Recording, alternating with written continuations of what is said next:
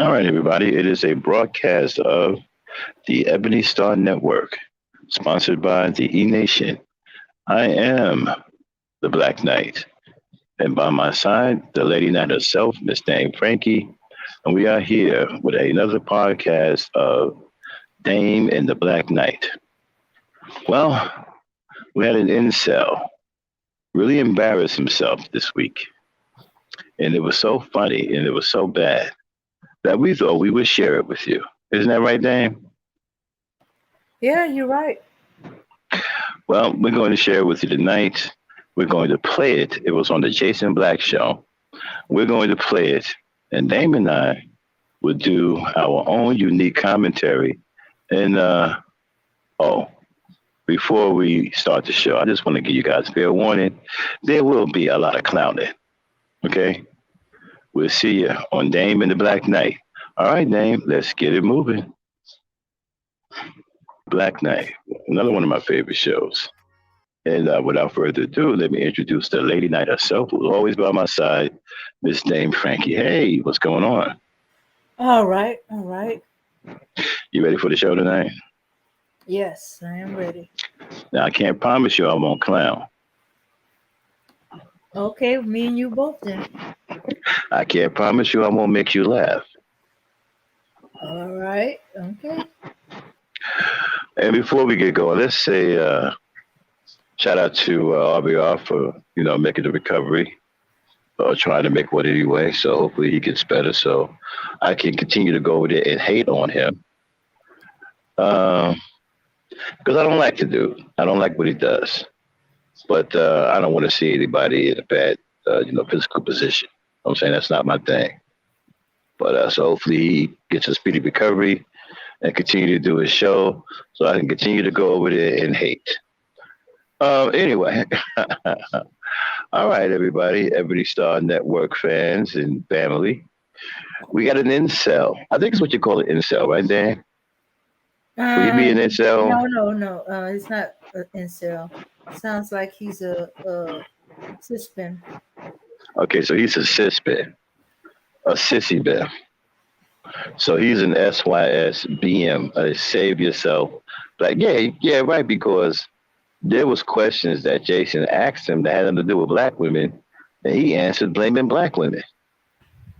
And we were like, okay, dude, the question had nothing to do with black women, you know. But y'all, this guy was on, shout out to Jason Black for exposing this fool named Greg on his show, and it was unbelievable. And we're going to play it here tonight. And we're going to have our own commentary. We just couldn't resist this one, ladies and gentlemen. Fair use. We're not going to play any videos because we don't want to get flagged. So you will hear the audio. And me and the Dame will commentate on what you hear. And we will also take some questions if anybody has some in the chat. And we will probably open up the panel for a little while if anybody want to come up and give their 2 cents on the matter. And I would like to hear from some SYSBMs because this guy represents you. And boy, did he make you look bad. I mean, not that you guys needed any help with that, but he made you guys look really, really bad. And and the sad part about it was there were brothers who came on the show, upstanding brothers, who said that this guy was an embarrassment to black men. So there you go, SYSBM. Upstanding black men think that you guys are a embarrassment to black men. What do you think about that? Then you think that guy was an embarrassment to black men? Yeah, because he represent them and those of his mindset. And you know what? You manosphere guys are taking a hit too. You cornbread Earl and me Negroes, y'all taking a hit too. You guys are looking really bad out there. You guys are taking all kinds of L's. And then the Kevin Samuels thing, you guys really need to stop it with the Kevin Samuels. The man is gone. May he rest in peace. It's over. Okay, your Baba Booey boy is gone. Just please stop it. with the Kevin Samuels stuff. All you fakes, you know. And then here, and one thing Jason Black said that I really agree with. Matter of fact, I've been saying this already, right, Dane? I've been saying this, especially when I've been shitting on Red Pill. I've been telling these guys that Red Supreme does not give a damn about you guys. None of these dudes care about you. They're just using you guys for money. They think you guys are stupid for following them. So they gank you at every turn. They coddle you and they enable you. They're not trying to help you. They're not trying to fix you. They're not trying to teach you a better way. They want you to stay like that because you are a money train for them. Isn't that right, Dan? Yeah. Same way any other drug dealer does. Pretty much. He's not trying to help you get over your addiction. He's trying to feed it. The more you addicted, the more money he makes. All right, and so let's get on with it. Let's. All right, Dan, do your FBI thing just to make sure, and let's fire up that audio and get on with the show. All right. This channel may contain content not authorized for use by its owner. However, according to Section 107 of the Copyright Act, United States, the fair use of copyrighted work for purposes such as criticism, definitely. Comments, oh, we're not going to be able to help ourselves. News reporting, only for those who don't know. Teaching, we'll learn something new today. Scholarship or research is not infringement of copyright. All right, everybody, you're about to hear a recording from Jason Black of a SYSBM guy. His name is Greg. All right, fair use, fair use. All right, Dame, let it rip. We should know about. Just let us know. I was just jotting down some notes. I thought you were doing something we should know about. So I was about to say, should we leave it alone for a minute? What's on your mind, Greg? Yeah, I appreciate you having me again, Jay. I grew up in South Central LA, right in between the Athens Park Bloods and the Hoover Crips. I had to walk to school. Every day I had to change colors of my t-shirts. When I was wearing a blue t-shirt, I would get hit up by Crips. When I wasn't wearing a blue, I was wearing a white or black t-shirt, I would still get hit up. Like there was no getting through these guys. And, I was slated to be dead by 17 or 18. And here I am now. I'm 47. I mean, there is a silver lining under the clouds that hover over us. And I just want to say that no matter where you are in life, you can make it out. You can make it out, and it's extremely freaking harder for Black guys. Now, my question already is this. Make it out of what and do what? See, the problem with you guys is that you want to run.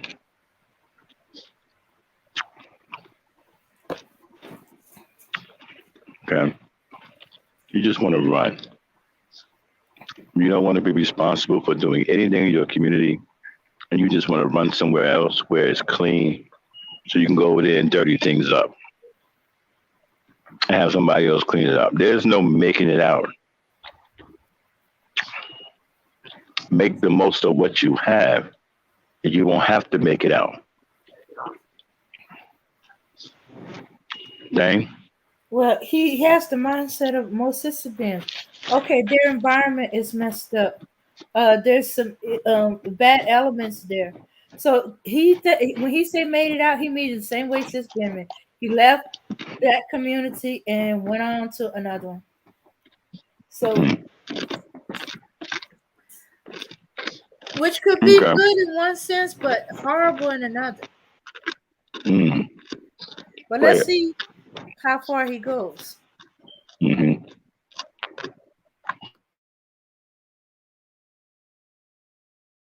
to make it out, but you can't. And I just want to give some words of encouragement to all my brothers out there. Like, if you're struggling right now, like there is a better side to things.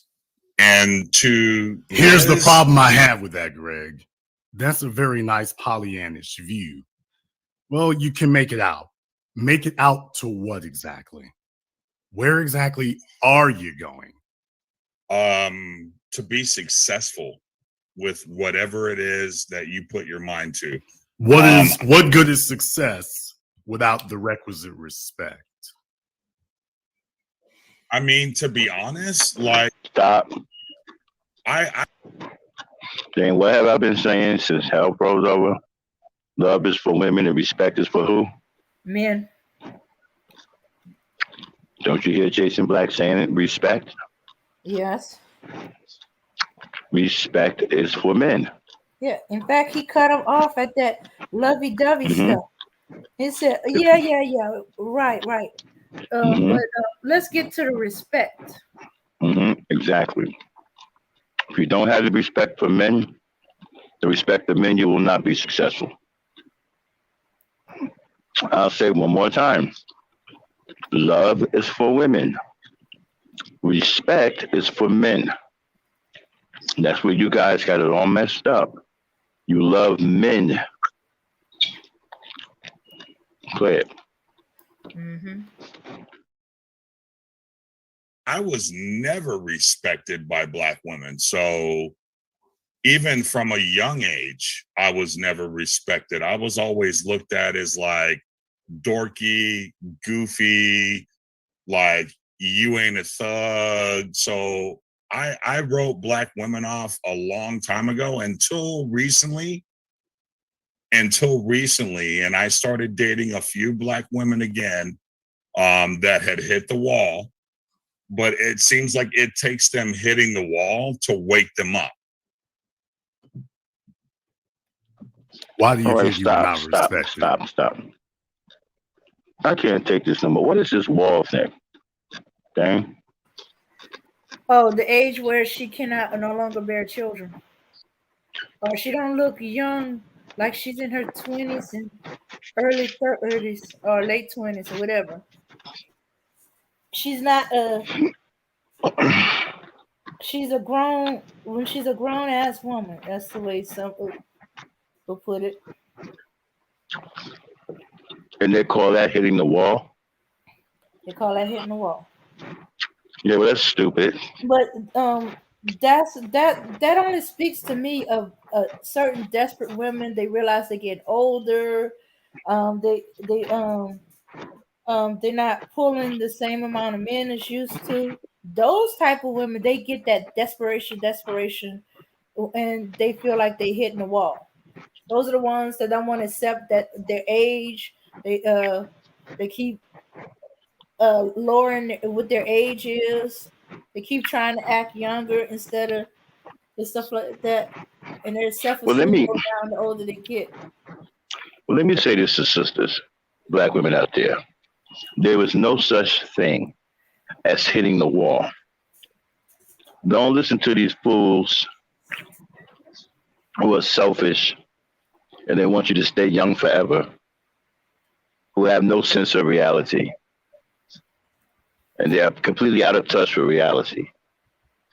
They have a very immature mentality and they want you to be forever 17. Pay no attention to these men.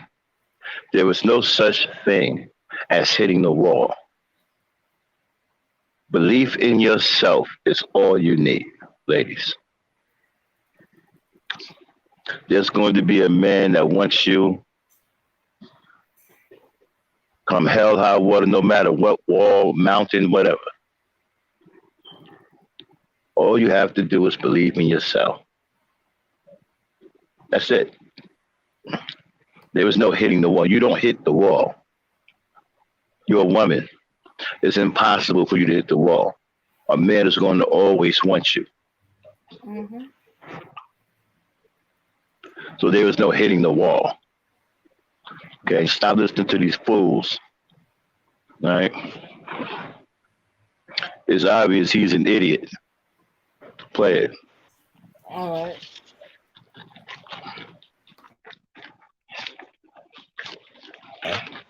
But it seems like it takes them hitting the wall to wake them up. Why do you think you were not respected? Because I was different. You know, Different from what? different. Okay. Now that had reminded me. Okay, Jason Black asked about the respect. He didn't necessarily mean the respect of black women. If he was being Mhm. stepped to every time he come out, that meant the guys in his community or in his environment didn't respect him neither. They Well, mm-hmm. well, if you're a dweeb, then what do you expect? Mm-hmm. I mean, if you're 40 something years old, you're still playing with a marble set, still playing with marbles and shit. I mean, why should you get respected? Mm-hmm. I mean, here you are, 27 years old, still carrying around a kid's lunchbox. You're 35 years old, and the best chair you have in the house is your Xbox gaming chair.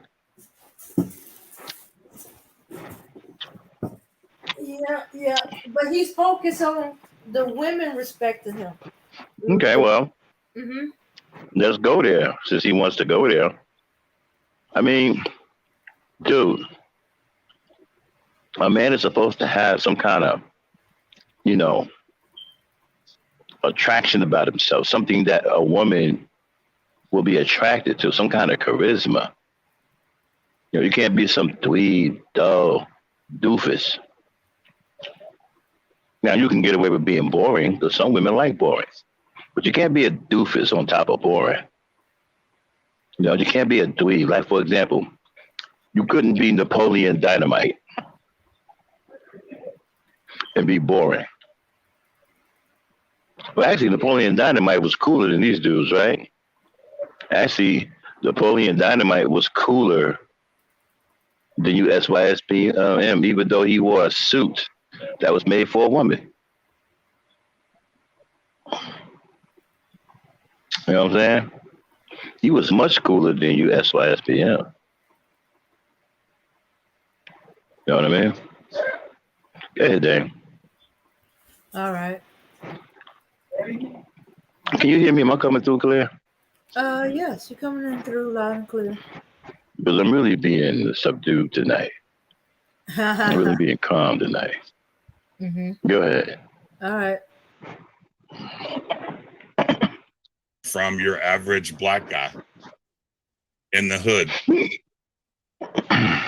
And back then, back in the mid 80s, you know, all black guys basically came from the hood. If you were from somewhere else, you were a Carlton or something. You know what I'm saying? Well, that's not true. So what do you think was Stop. the reason Stop why it. they woke? You see, I'm tired of you guys not having what it takes to be men. And you want to blame that on other men. You know, you want to try to make up some story. Well, if you come from outside the hood, then you're a Carlton. That's not true. Every man that came from outside the hood, they weren't Carltons. That's just you trying to justify the fact that you are a dweeb. Hey, Dan, can we look up that word dweeb? All right, no problem. Dweeb. Let's look up the term dweeb and see why women don't want to respect. And the thing about it is, when you guys don't have any confidence in yourself, women can see that. Women don't want to spend their time doing what your mother should have done, and that's raise you. They don't want to do that. They need grown ass men who know how to handle up, who know how to lead. They don't want to raise you. A lot of you dudes are looking to be raised by women. Even though you're 40 years old, you're still looking to be raised by a woman. And a lot of women ain't trying to hear all that. As a matter of fact, you're the one that's hitting the wall. Because when you can't, okay, here's the thing. When you can't get a black girlfriend, you hit the wall. You're the one that's hitting the wall. When you have to go out to other countries and other places and go to prostitution rings to get you a girl and bring her back here and try to make her a wifey, you hit the wall. You are the one hitting the wall. You're hitting the wall hard. Yeah, dang. Yeah. So, oh my goodness. But yeah. I guess since he can't get the respect of the guys, he thinking because he's a guy, he should at least get the respect of the girls. Actually, you got to do more to get a woman's respect.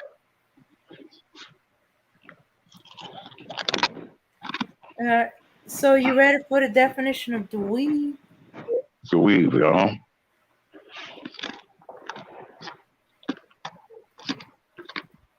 Go for it. All right, dweeb. Dweeb.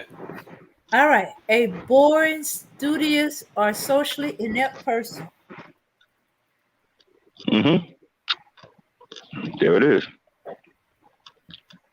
Studious, inept. Boring. Studious and inept.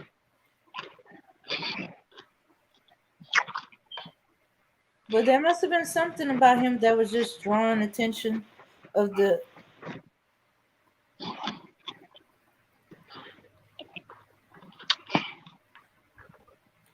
Let's look up that term.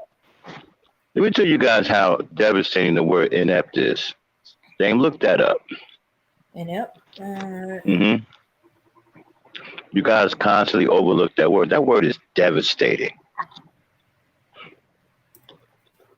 You didn't know what it means. You're about to find out. That word is devastating. All right, inept. Mm-hmm. Having or showing no skills. Clumsy. Say it one more time. All right, having or showing no skills. Clumsy. Having no skills, showing no skills, and you're clumsy at that. That's devastating, especially when you're older. So when a woman looks at you and you're 40, and she sees nothing, you have no skills, and then you're a buffoon. That's devastating for you. You have any idea how hurtful that is to you at your age? Unbelievable. Play it, Dan. Yeah, to release be able in your own will. Shout out to Mama Rain and Tanya Sweat. Go ahead, play it. What do you think was the reason why they were responding to you like that? And are they still responding to you like that now? Oh, no. Like, hell no. I'm a 6-figure earner. I'm over 6 feet tall. I've got it all going for me in that sense. But the reason that they weren't respectable to me back then, as opposed to now, I think it all has to do with money. Okay. Explain what you mean by that. Yeah.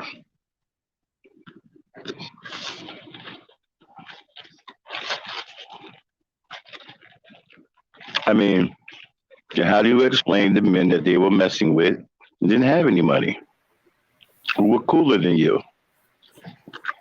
Right, Dame? Yeah, he didn't say they were going for the drug deal or anything. He said they just weren't interested in him. and now they're interested in him because now he's a six figure. So he's trying to buy him a woman.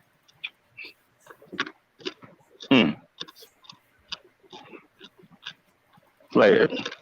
And I think that's how he's getting women, not with conversation or getting to know her. He's trying to lure her in. Okay, play it.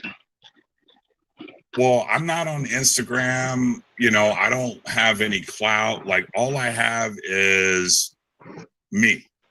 I dress average. I don't like overdo it, you know, except for my car. I drive a nice car, but that's beyond the point. But I really think that Black women value things that are inaccessible to them. So if a Black man at 18 is broke.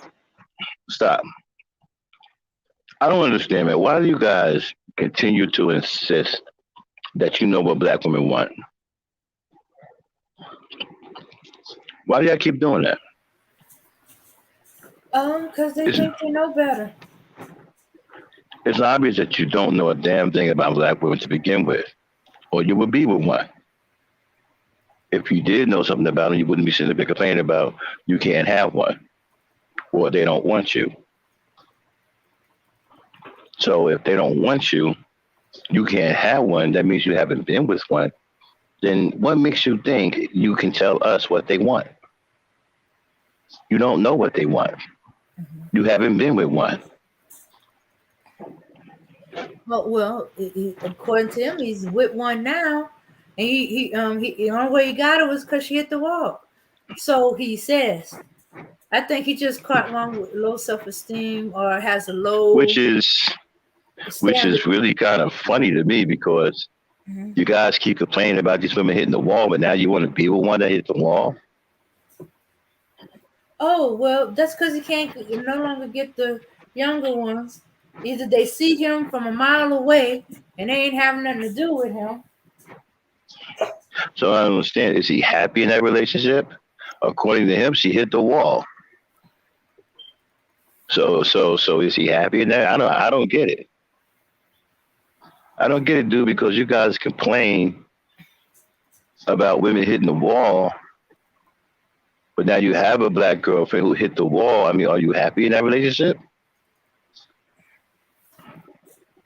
I don't understand that. Damn, is he happy or unhappy? Well, she hit the wall. He don't sound excited about it, so I'm assuming he's unhappy. He had to go there if he was gonna get a woman.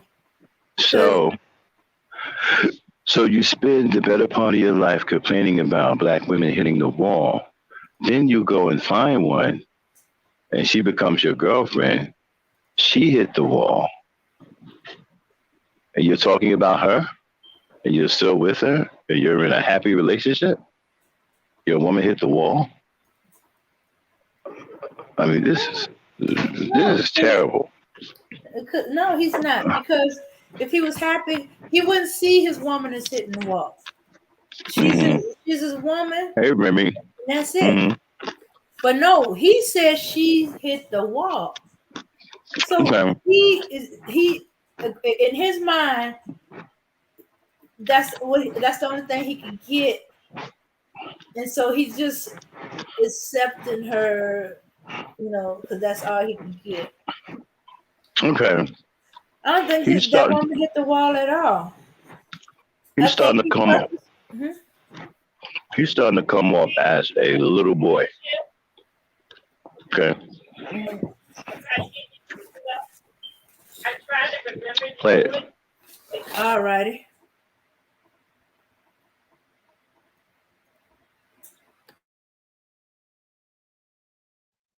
She's going out with a 30-year-old that has a Beamer, and she's 18 as well. It's not like the other races where they're like, you know, Juan and Monica are like they're actually two good friends of mine, Juan and Monica. They built their wealth up together, you know. And I'm not saying that that's the way that every couple should approach things, but I'm definitely saying that there is something to that. Whereas, you know, a 60-year-old man is looking for, you know, a 23-year-old woman. That's cool too. Okay, well, let me find out here. So you've dealt with non-Black women? Yes. Okay, and you felt a different experience there? Totally. And you appreciated that experience? As a man, not even as a Black man, just as a man, it felt good to be respected. And, you know, it felt good to, so non-Black women were treating you with the level of respect you felt like you should receive. They were treating me with the level of respect that they would treat any other man that they were with. Okay, stop. So basically, you're saying Stop. relationships with. So you left Black women because you claim Black women didn't respect you. Then you went to non-Black women and nothing special there happened either. Am I right? Because you said the non-Black women didn't treat him any different than they would treat other men. Right? That's what he claimed. So there was nothing special there. So I don't get it. I mean, am I hearing it wrong? No, I don't think anybody had noticed, including himself, that, hey, they treated you like just any other man. Right.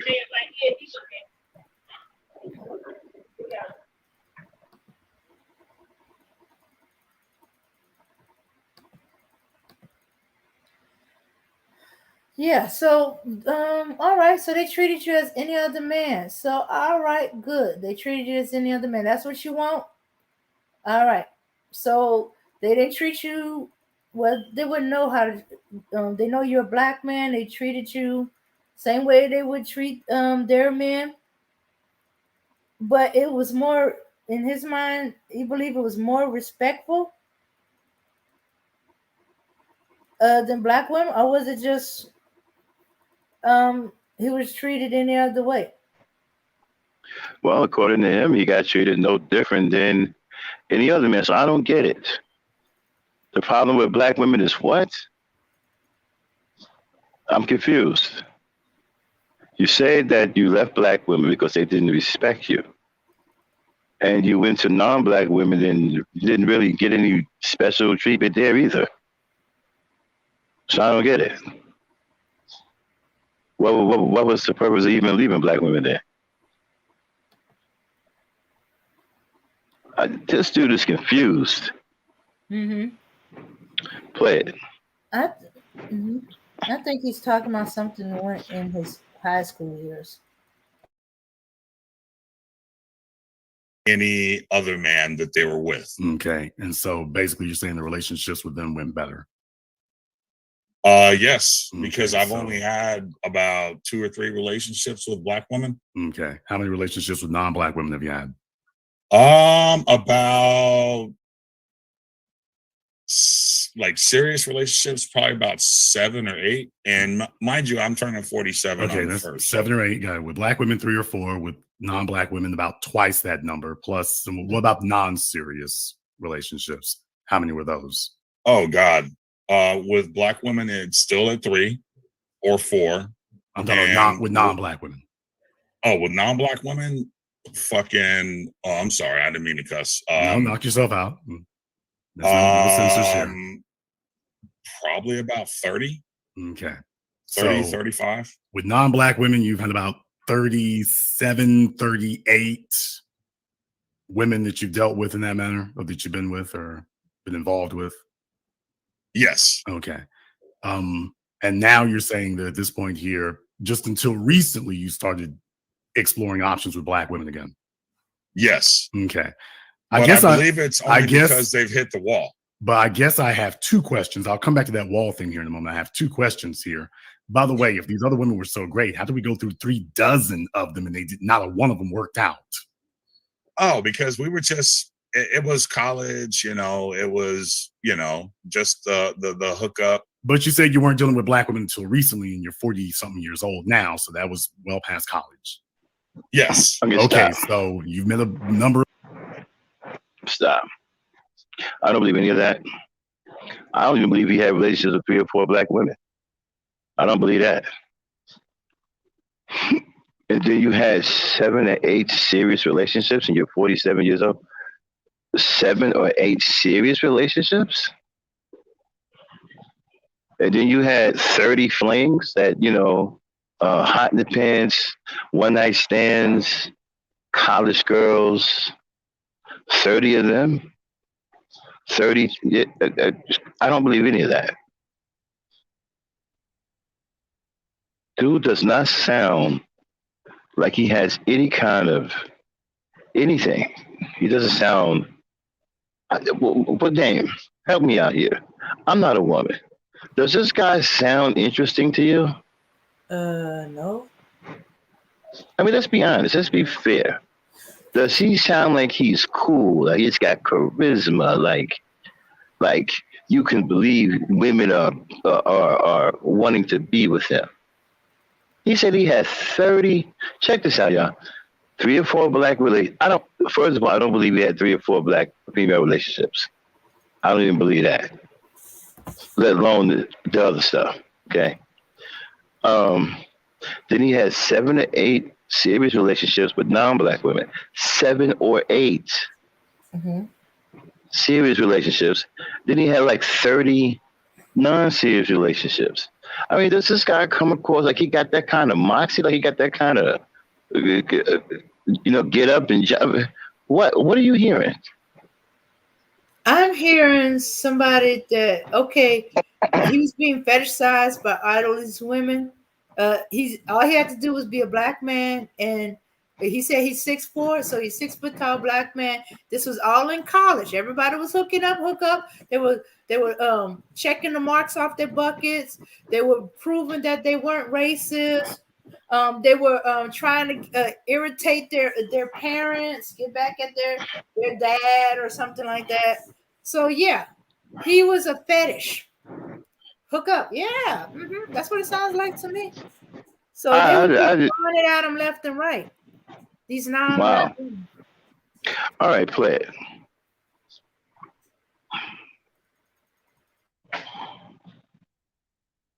For women since then, and it didn't work. Becky has had multiple tries at the bat, and she's not working out either, obviously. So I'm just trying to figure out what went wrong there, because it doesn't seem like your batting average is going that great over there. You might be saying, I enjoy the environment more. He enjoyed it so much he couldn't stay. So I'm just curious what broke down over there. Nothing broke down. Then why are you not still with one of the 3 dozen?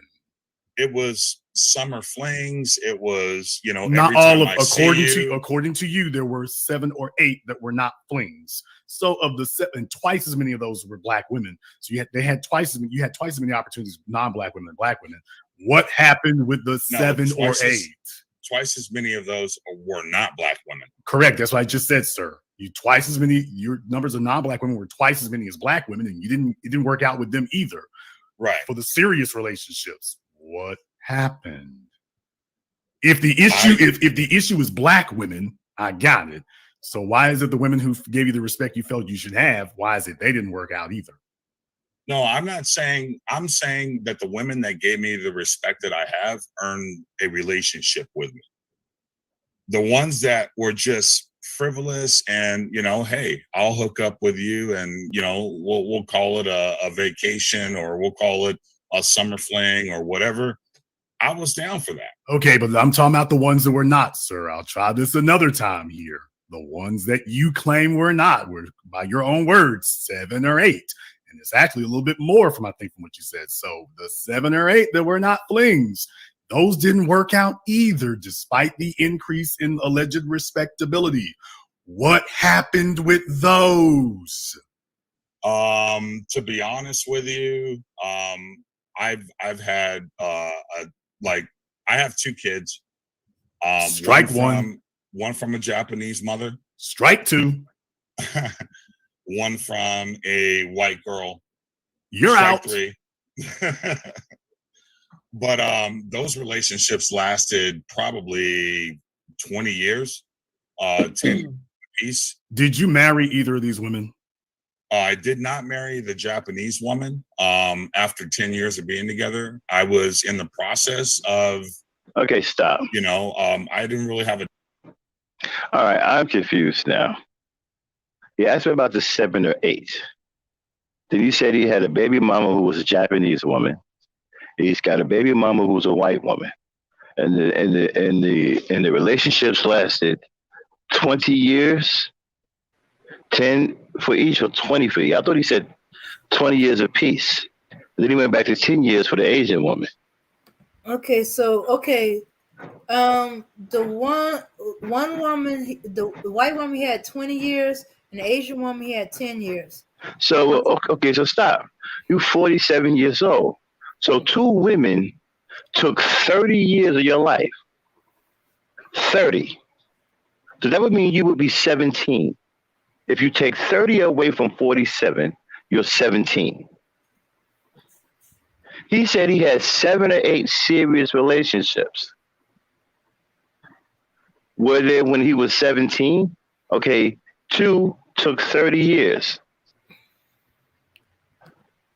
Okay, there's either 5 or 6 more.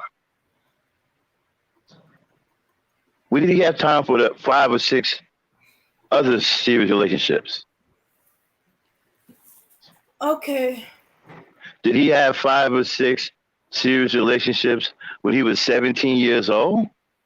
Was he cheating on the Japanese mother with another woman and got into a serious relationship with her?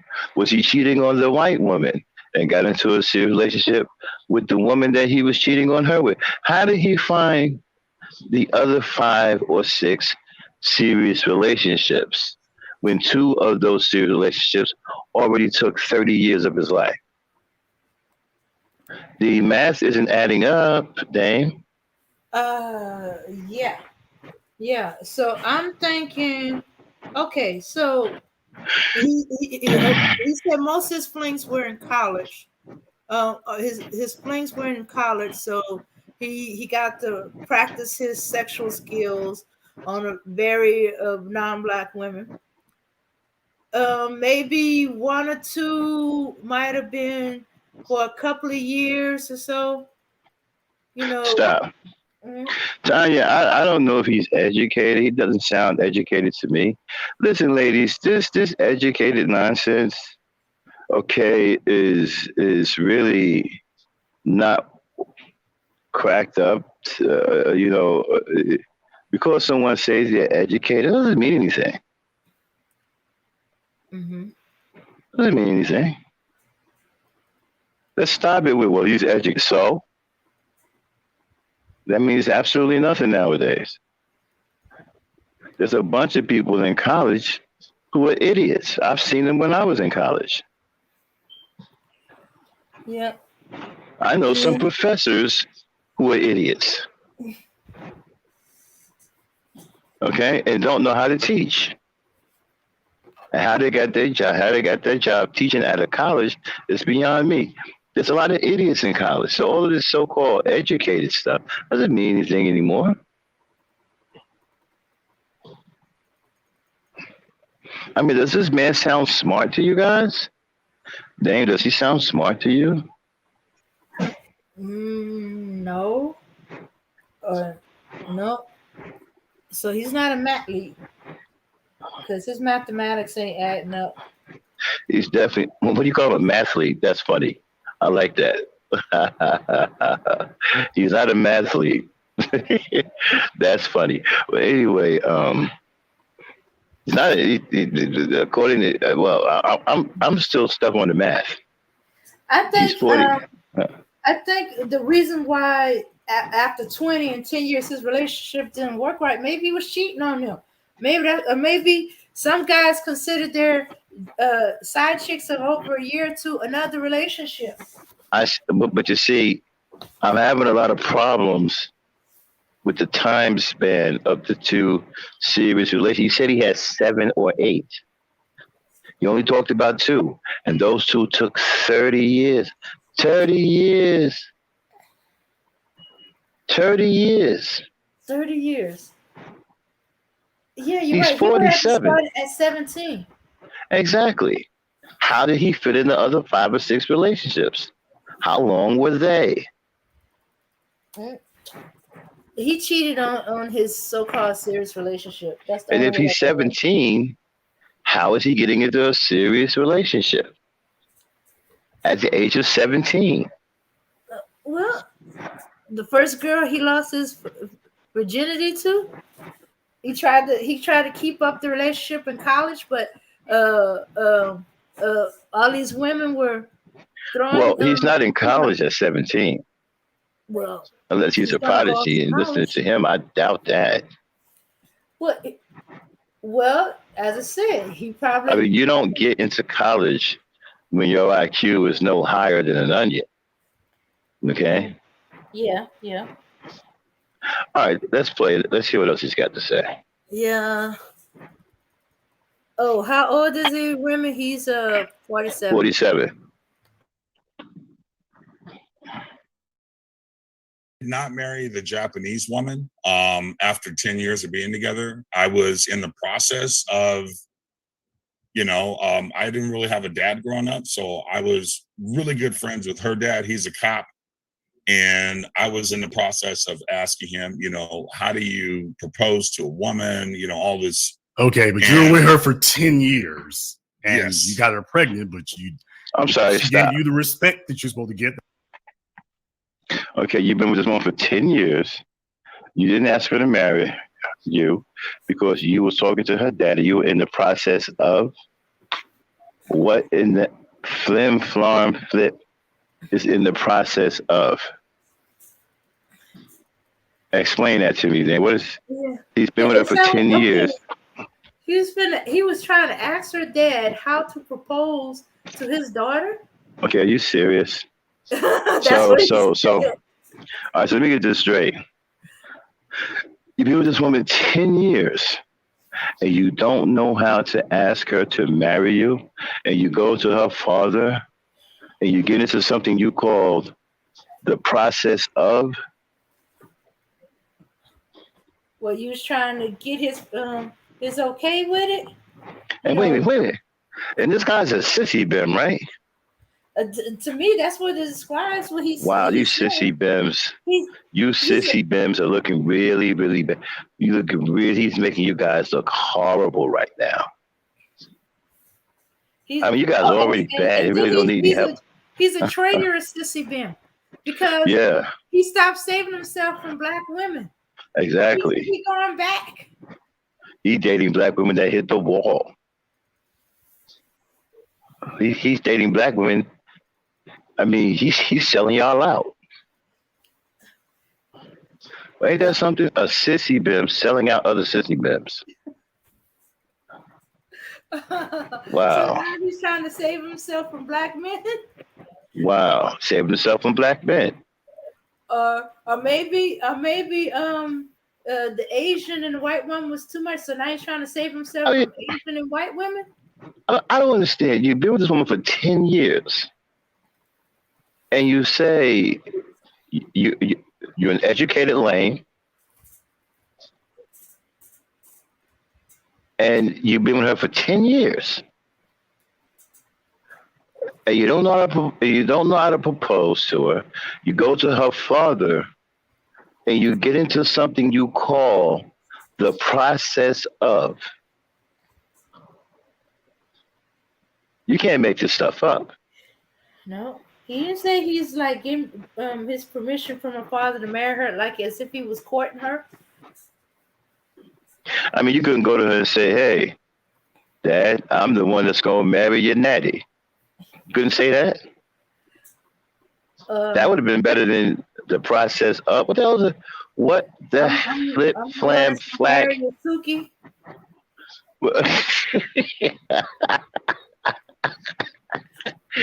What in the flip flam filth?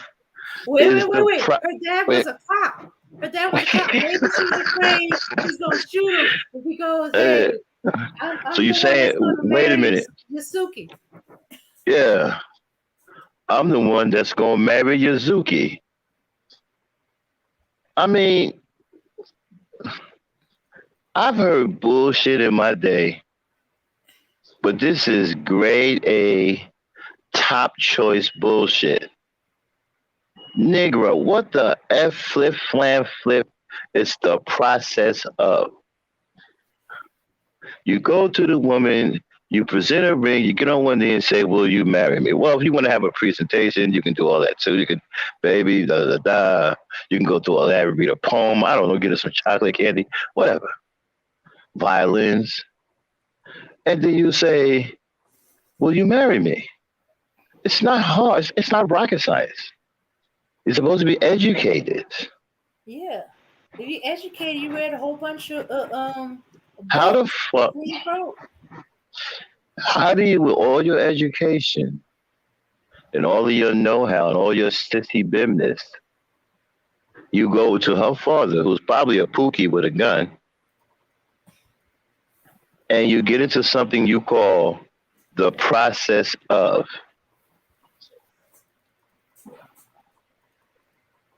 Unbelievable. Now I'm telling you, he was with her for 10 years. He wasn't asking her dad permission to marry. He was asking her dad how to propose to her. He probably was like, you have the audacity. You've been with my daughter for 10 years. And you asking me how to propose to her? You've been with my daughter for 10 years. You've been with my daughter for 10 years. And you come to me talking about, sir, I need to get into the process of with you about your daughter. I'm going to throw you out the house. And then I'm going to tell my daughter to get rid of you. She probably won't listen to me because she's a grown woman, but I'm going to suggest that she don't be with you again because you're an idiot. And I'm gonna tell her that she wasted 10 years of her life. Okay, play. Let's see what else this dweeb got to say. The process of. Seriously. I never heard anything that's so ridiculous. That Asian infamous respectability, and that wasn't worth anything. No, she was Asian American. Okay, so but let's get it straight. Well, that makes a difference too, sir. Yeah. The bottom line, that makes a difference. It's still not the same, but it didn't get her anything extra either. I would say that she got pretty much all that I had to offer. What did you have? Okay, let me find out here. Greg, I'm just going to ask this to you straight. What was the difference between your relationship with her, with the Asian American chick, and Pookie's relationship with Bushika? What was the difference? When you take a look at the outcome and the final result, after 10 years, she's got a bastard kid with a Rolling Stone. So what was the difference between your relationship with that Asian American chick and Pookie with Bushika? I think the timing was different. I think the level of respect was extremely different. I didn't have to come home to no. Okay. Oh, you got it. Oh, I'm sorry. You got it wrong. No, sir. I'm asking what was the difference in the outcome for her? Oh, okay. The difference in the outcome for her, based on Pookie and Bushika, was that she walked away pretty fucking healthy. A Bushika is going to walk away and just not look back. She's going to get a divorce from a man or whatever. She's going to be living in Section 8, all that shit. Like, this chick is not in Section 8 by any means. Okay, but is she not in Section 8 because of you? Yes. How do you figure that? Well, I live in Texas, and Texas has what's called common law. And you don't even have to be married to a woman. All you have to do is share bills and live with them for 6 months. Okay. And how old they can get a divorce. How old is your child with her? Okay, I just realized something. He's from California. So he probably moved to Texas, have no idea about the way Texas common law laws are in Texas. And he probably was living with her, had a kid with her. And then when he left, he got surprised by, oh, you divorced because y'all common law married because y'all been living together for 10 years. And here's her proof. So you got to go through the divorce. You know, it just occurred to me. He's originally from California. A lot of people get caught up that way in Texas because they don't know about that common law law. And how about this, right? All these dudes talk about is single black mothers, right? Mm-hmm. How they don't want a single black mom. But yet, you go to a Japanese American and a white woman, and you make them both single mothers too. Mm-hmm.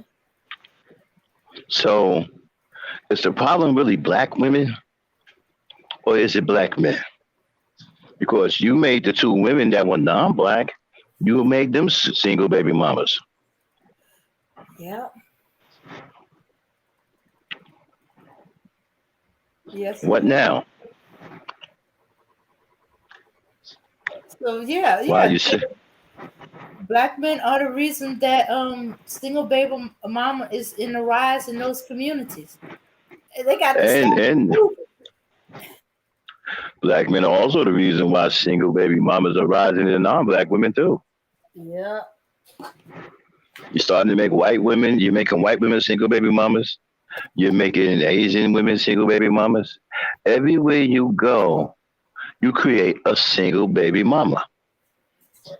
Yeah, and if these women are so-called better, why hadn't you married them? You had the common law marry this one, and you had to ask her father how to propose to her? No, he's in the process of. Oh, well, it's too late now. He's in the divorce. Whatever the hell that is. Okay, play it. Mm-hmm. The process of. What the fuck are you talking about? Play it. He's 15 now. Okay. So are you saying that you are paying for their bills and their rent where they are for the last 15 years? No, he's living with me now. Okay, so let me try this again, sir. So you're talking about Right. she's now on Section 8, sir, but it's not because of you. It's definitely because of me. It's not because of her family. But you haven't said what you did for her. I just did say what I did. No, for sir. her. You just talked about common law. Her, You haven't said anything about what you've done. Well, I didn't get divorced decree. Got it. You haven't said what you've done. I gave her for every year that we were together, $2,500 for every year that we were together. You were together for 10 years. So every month I had to pay $2,500 plus child support. And we all know that child support does not really support the child. Slow down. You had to pay $2,500 a month or a year, sir? A month. Okay, and you had to pay that for 10 months. Yes, and on top of child support. Okay, well, child support, you signed up for that game when she got pregnant. But as far as the other thing there, you paid $25,000. Yes, Texas has what's called temporary. Okay, sir. Yeah, sir. $25,000. So yes. What age was she when you met her? She was about, I don't know, I want to say around 30, maybe 32. Okay, so she's about 30, 32 years old. So you met her post-prime there, and you say you were with her for 10 years? Yes. Okay, so she gave you the end of her prime years. Yeah. Did she have any children already? Yes, she had one daughter that I had absolutely. I mean, I fell for the fucking game, dude. Like, I fell in love with her daughter. Stop. What the hell is that supposed to mean? I fell for the fucking game, dude. What does that mean? Dane, want to help me out here? What does that even mean? He's trying to say he fell for the baby mama game, use her child to lure him in, make him fall in love with her kid. Well, these guys have got to be crazy. Do they know what they sound like? You guys got to be fucking nuts, man. No wonder you in these groups. Because no man in their right mind will ever be your friend. You guys couldn't be around normal men. Now I'm starting to understand why y'all in these groups. You couldn't be around regular men. You will get clowned and you will get ran out of town. Mm-hmm. Now I get it. That's why you make these stupid groups called SYSBM. Because you can't be around normal men. Yeah. And I he's still fell for the that. fucking game, dude. What game? No one played any game on you. There were no games played on him. What is he talking about? And then he's trying to sound like he was in control anyway. So what games was played on him? It wasn't you. Play You it. don't believe it, but he accepted. He wouldn't accept from a black woman. He accepted for this Asian woman. She has a kid. She's a single baby mama. So when he met her, she already had a kid. Right. Okay, play it. Yeah.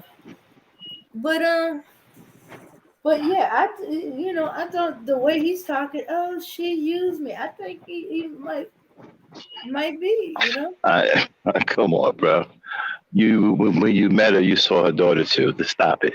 Yeah, Guys you are fell in lying. love with her daughter. Does anybody else feel icky? Yeah.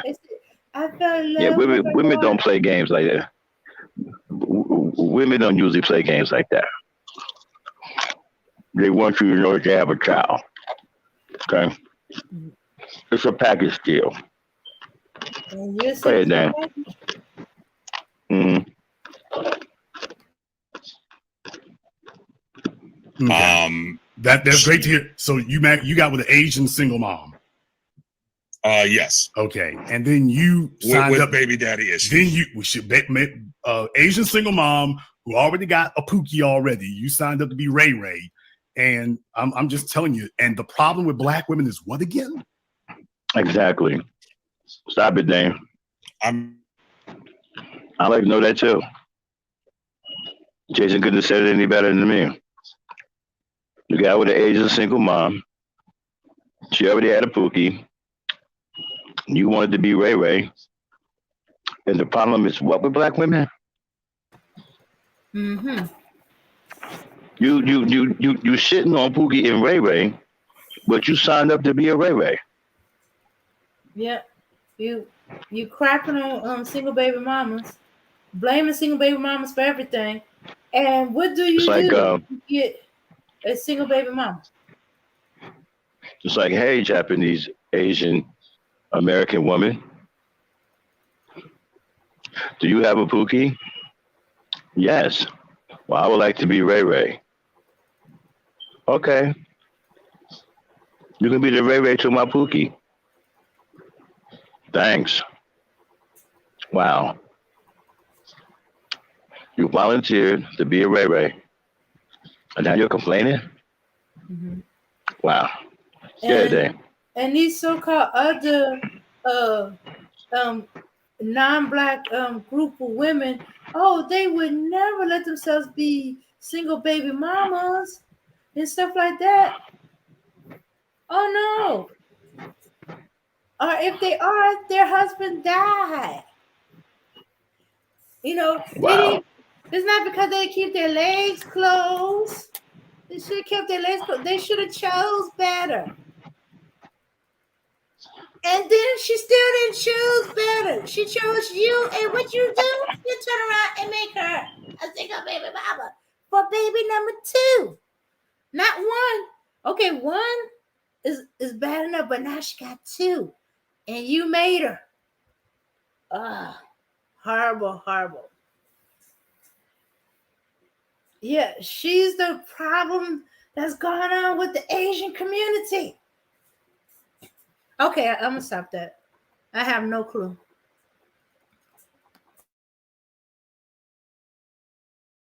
and then you signed with up baby daddy issues. Then we should Asian single mom who already got a Pookie already. You signed up to be Ray Ray, and I'm just telling you. And the problem with black women is what again? I mean, the problem with black women started out way years ago. Okay, like, it doesn't sound like these other, okay, it doesn't sound like these other women are very much different in that regard. So I just asked you what the improvement is. Well, they respect me more, and the outcome was different. How? It was exactly the same. The outcome was the same. It's the time spent. It's the years. So you're saying like that hold on. You're talking about the journey was more enjoyable than the result. Even though the result was the same, the journey was more enjoyable. I mean, yes, it was. The journey was more enjoyable. We had our ups and downs, whereas with a black woman, I was shunned from the get-go. Okay, let me explain to you all. From a 15. Okay, I say the fact that he was shunned from the get-go is showing that, hey, they saw him for exactly who he was. That's why they shunned you. But he should have been shunned from the get-go. I mean, are you serious?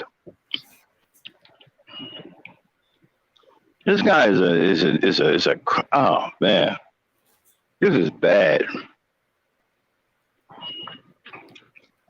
This is embarrassing.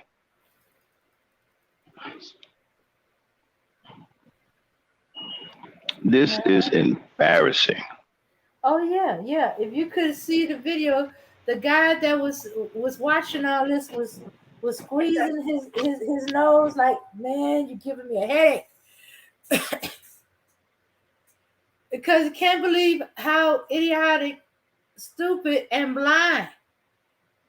And they try to say the problems with black women was a long time ago. They shunned me. Well, after seeing what you did with the Asian woman who you put on a pedestal, have high esteem for, and the white woman who you put on a pedestal, have high esteem for, she did the doggone right not to get with you, shun you. You was another baby daddy in the making.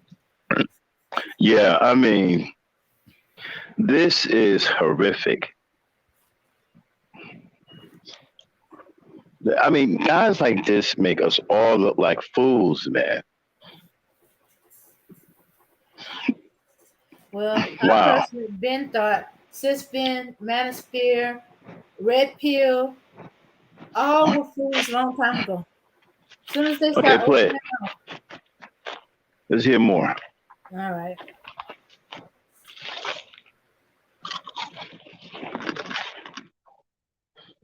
Let me go ahead and explain to you all the logic here. What he just said was that it would be preferable to get on a party bus loaded up with strippers and every type of thing you can have, alcohol, everything's great. And we're on the bus it's a 5-year tour on the bus. It's great. It's lovely. And the bus drops you off in the middle of the desert in Arizona. That's not what I and it said. Throws you out with your stuff. So the journey was exquisite. Now the result, the outcome, I didn't say the sir, journey was Greg, I yourself. did not say the journey. No, was you exquisite. said that because the journey was more enjoyable. Then, sir, Greg, get a hold of yourself. We don't do that here. Don't that. Put words in my mouth. I'm not putting words in your mouth, fella. I'm repeating your words. You just didn't think this over very much. I didn't say those you words. Said the journey was more enjoyable. Yeah, so if you have a party bus that drops your ignorant ass off in the middle of the desert, the journey was great. The outcome, however, is the same disaster. And you said that was an upgrade. No, it isn't. You just didn't listen to yourself. Oh, I listened to myself. I just told you the fucking honest truth. Yes, and I'm glad you did. There wasn't very much to shade about that. The problem with black women is their attitudes and respectability. So he found an improvement. An Asian single mom with attitude and respectability issues. And now he's on the hook for it. And even if she didn't, even if she were a model citizen, all she got for her 10 years was you. Her life is no better improved. She's 10 Her years. life is She is 10 years. improved. Not because of you. Do you think that $25,000 Dude, caked her off? Is that what you think? That $25,000 caked her off? And child support, like, sir, right. the child lives with If you. you were- The child lives with you. Why didn't you go get full Now custody? He does live with me. Go Now then he go lives get with me. then go get full custody. I do have full. Like, you're fucking beating around the bush, Sir, dude. you said you were paying $500 a month in child support. No, I did Okay, not. stop. I paid 25. Stop. I'm confused about something. Did he get full custody, or did she just give up on the child and gave it to him? She is Asian. They don't think the same way we think. They don't have the same kind of compassion that we have. Okay? She probably really didn't want nothing to do with him or the child. Her family probably pressured her, right, and told her, listen, get this child out of the family. Go ahead and give him the child. She probably gave the child up to him, Dame. That's what I think. Yeah. Yeah. She stayed with it for about 10 months for the $2,500, and then maybe they said, okay, you can come back to the family, but you can't bring that child up in here. You gotta give him to his father before he can come back. Cause give her $25,000. Wow. plus whatever he's gonna say about the child support. Yeah. And she probably went to her Asian community, lawyer up, and make sure that she get some money. But yeah, and then did it when it was like 10. So yeah, I think she gave him up. You know. Wow. Yeah, I need to go back to my community. I'm assuming that if his child's 15, her daughter's probably an adult now, or considered an adult.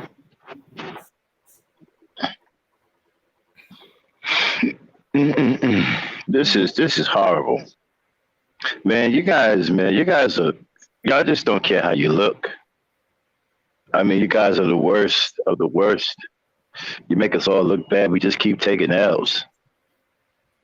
I mean, you guys are just horrible. I'll be right back, Dan. Play it. Okay. Yeah, Remy, when these women give birth to black babies, they don't love their own babies because it's unacceptable in the community to nurture and raise a blackie. Oh, my goodness.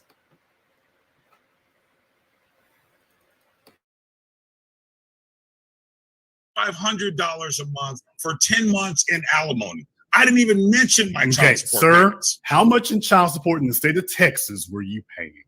$1,200. Sir, do you think $1,200 a month in the state of Texas in the year 2022 has a woman set up lovely? This wasn't the year 2022. You said your child's 15 years old. Exactly. When did you get custody? I'm sorry, when did you start having the child domicile with you? Probably about 5 years ago. Okay, so in the year 2017, you think $1,200 a month was setting a woman up lovely in Texas, you jackass. Wow. Am I? He Really? thinks $1,200 a month in 2017 was cake you off money. Oh, let me talk like this. He literally thinks $1,700 a month was caking her off. Are you literally serious? What city did you have? What city were you scamming her in? Scamming her? Yes, what city were you simping for this woman in? What city? I wasn't simping at all. Okay, sir, I used to live in Texas. What city were you in? I wasn't simping her at all. Great. What city were you in? I was in Dallas. Okay, I used to live in Dallas. What part of Dallas? Euless. Euless, Texas? You don't even know where that is. You're trying to call Euless part of Dallas? It's in Tarrant County. So, like, again, you don't even know where. This guy's trying to call Euless part of. This guy's trying to call Euless part of Dallas. Irving, Richards. He's talking about the Metroplex. Thank you very much, sir. Exactly. Now, for myself, I was more of a Richardson, Addison, Plano dude myself. So no, I wasn't out there in the sticks where you were at. It's not the sticks. It's right next to the airport. It really you is. were out there in the sticks, sir. That whole area is only being developed now. Knock it off. Plano. What are you talking about? Euless is voted the #1 city by the New York Times to live in the entire United States. Sir, Plano is not. Folks, Google is not just your friend, it's a lifeline. This guy is telling you that in Euless, Texas, she was getting $1,200 a month in child support while taking care of a child, and that was caking her off lovely. That's what he's saying. And all right. Okay. So, from what I know of Plano, Texas, that's a suburb. It's became a suburb it's been a suburb for over 20, 30 years. Yeah, Euless is an up and coming. It started off as a small town and is being built up. So as far as I know, that's the way it is. That's why there's a disparison in the look between Plano and Euless. Plano has been developed over 20, 30 years. And it has become a suburb, with those who got money, middle class families and stuff like that live out there, especially Black and middle class. Euless, as I said, is up and coming. It's an up and coming town. Is being built, is building, but the comparison to Plano, no, it's not there yet. And you know what? We got to play like the conclusion, because y'all got to hear the Black men that got after this dude. I was so happy to see brothers stand up and separate themselves from a clown like this. This is just terrible. Play it there. Uh-huh.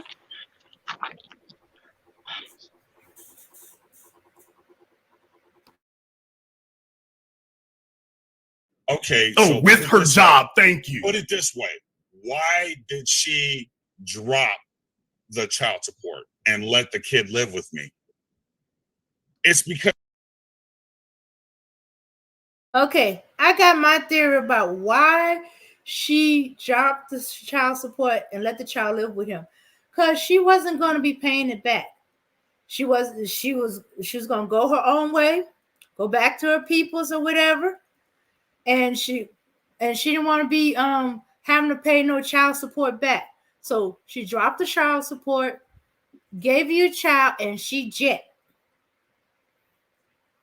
The opportunity to go back to her peoples. That's what I believe is why she dropped the child support and gave you a child. He gave her enough money, man. She probably went back home, or went to the country her parents came from, Japan. I had a field day with that money. Or as Remy said, she wasn't supposed to come with a child. She was just supposed to get that man's money and maybe bring it back to her community.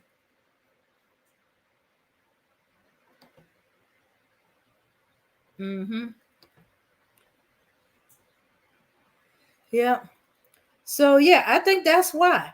Because, hey, if she was to keep the child support and she had turned over the child, she wouldn't have having to pay back. Especially if she so-called is working a job where she's making more money than he does now. So, so if she got her a job or she had an opportunity to go back to her people, I think wise thing to do, especially if you're not going to be bringing your child with you, drop the child support, turn over primary parental rights over to the father, and jet. If I was there, my next question would have been, so when's the last time your child saw his mother?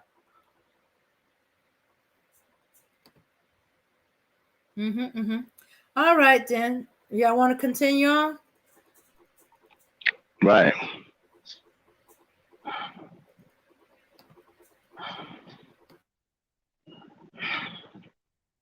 Because she was already She dropped the child support, so very clear that child support didn't make one damn difference in her life, as what I said the whole time. It made a difference. She just thought that we were going to rekindle things. Nigga, you're talking like you're PJ Washington taking off Brittany Renner. I twisted it in a way to where I was like, you know, we can see what happens. And then after she dropped the child support, she got dropped. Sir, you acting like you, brother, you acting like you want these NBA.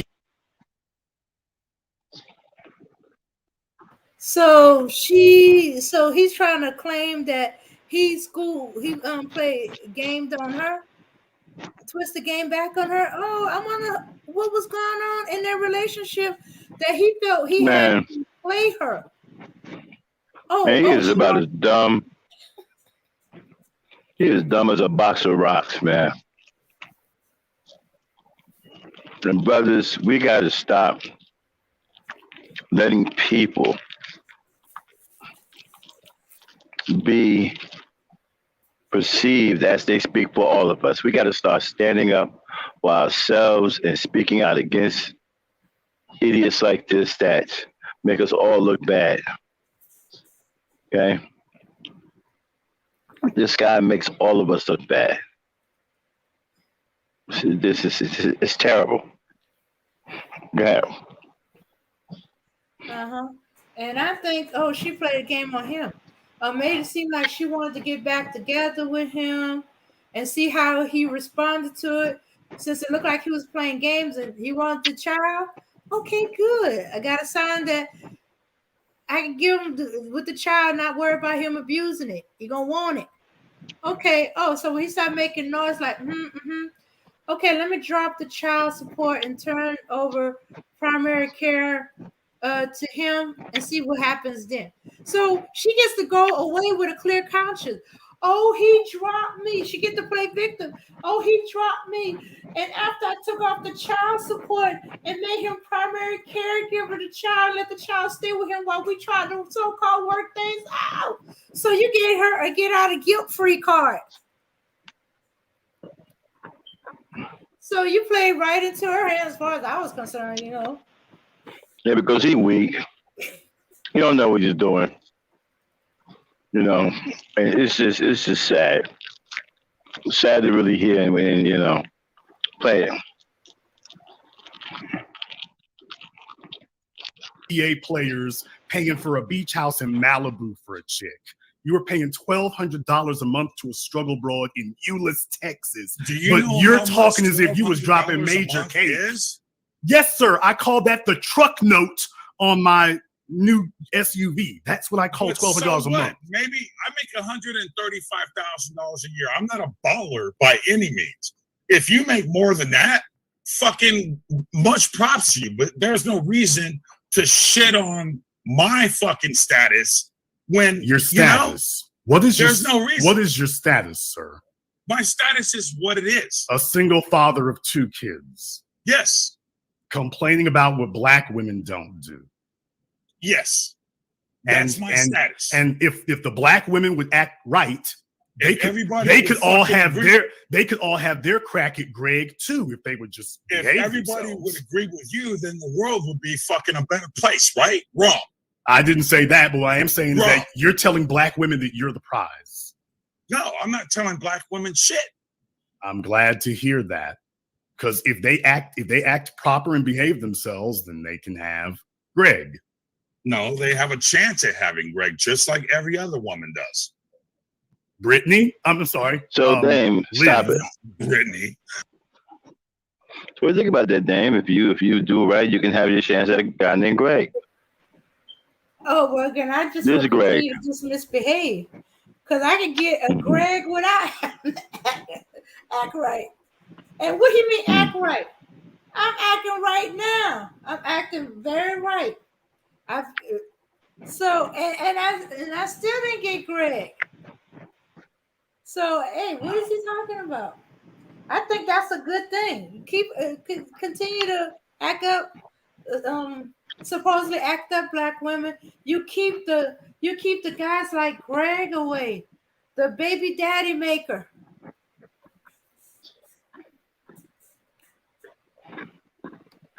Yeah. Yeah, the only reason he don't have a black baby mama is because they shunned him. It had nothing to do with them. And that was the wisest women. We need to find them women and give them a party for making the right decision to shun him.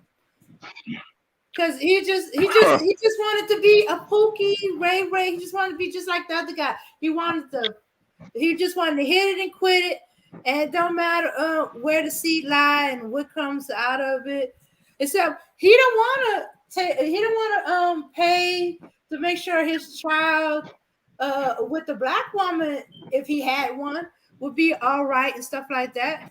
Oh no, that kind of money and support, it only goes to Asian women and their children, white women and their children, black women and their children. Oh, he already put them down that they ain't getting jack from him. They're gonna be on welfare. They're gonna be on Section 8. He already not planning on doing anything anyhow. Damn. Getting out of hand. Oh, Let's move on to this. I want to say. Hurry, step right up. You can have your shot at. Oh my God! You can have your shot at. I'm good. I'm good. Make a big amount. I'm good. You can have your opportunity to live in beautiful rural Euless, Texas. It's not rural. You will have a $1,200 a month stipend. Although we're going to cut that down because it's not what it used to be in 2017 anymore. And you'll have access to his upwardly mobile social status and his Xbox. I didn't say his Xbox recliner chair that Xbox gaming recliner chair he's in. I didn't say anything about social status. You're putting words where words don't belong. I'm repeating his words, but he's saying you're not repeating my words. I didn't say anything about a fucking Xbox chair. Greg, I think this has been incredibly illuminating. I really do think it is. And for all the black women out there who were spitting on him and faking on his shine all these decades, nanny boo boo, all of y'all missed out. You didn't get your shot to be the first or second baby mama. You didn't get your shot to get that $1,200 for a few years in Euless, Texas. And so too bad, so sad. You missed out. So all the black women out there, if y'all had just behaved yourselves and acted worth a damn, you could have had Greg too. Tough beans on y'all. Hey, it is what it is. You know what, Greg? I think that is a brilliant note to close that out on. That's not a good one. I think that's brilliant. Thank you very much for checking in with us here tonight. I think that's a great note to end that out on. That really, really is. There used to be an old PSA. You can learn a lot from a dummy. What I will say is, there's the other side of the equation to anybody who thinks that Jason wants to beat up on women or whatever. By the way, no, I am equal opportunity. I am the only straight down the middle person you're ever going to find. If I hear something that I know is not correct, I'll stand by you if you're the right candidate. But if I know what I'm hearing is not right, okay, let me go ahead and stop that. So, yeah, it's real easy to say that kind of thing. For anybody who doesn't know, like I say, anybody who lives in Dallas, you know what I'm talking about as far as that regard. Euless is not Plano by any stretch of the imagination. When they get finished building all that out, who knows? It'll probably be very, very nice when they get done. But we ain't there yet. However, in his case, I'm very glad to hear that if the black women were not so screwed up, they could have won their opportunity to be baby mama one, or in what he's alleging, he doesn't know whether he wants to be common law or actually married, baby mama number 2. And if y'all would just act right, you could have had your shot too. So Liz, I'm so sorry you missed out, ma'am. I'm good on that one. Thank you, though. Thank you. You got to hold this L, Liz. You got to hold this L. So it's just, maybe you missing out on all this. I think I'm doing okay without Greg.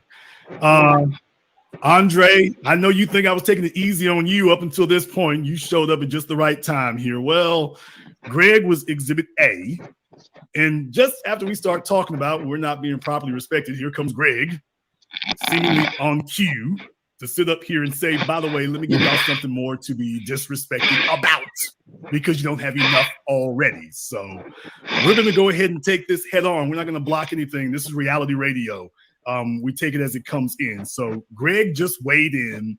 Andre, does he have it right? Do I have it wrong? Don't be afraid to say, Jason, you're wrong on this one. I agree with you, but you got it wrong, Jason. He had some points. Andre, the case is yours, counselor. I'm embarrassed to even be on the line with him. That was crazy. That was insane. I don't know what he was on. Allegedly, I don't know what he was on. That was, as you said it perfectly. Hey, you just basically reloaded the magazine for us to get disrespected even more. That was hard to listen to. I mean, black women are doing so horrendous that he did so much better and created 2 more, single moms.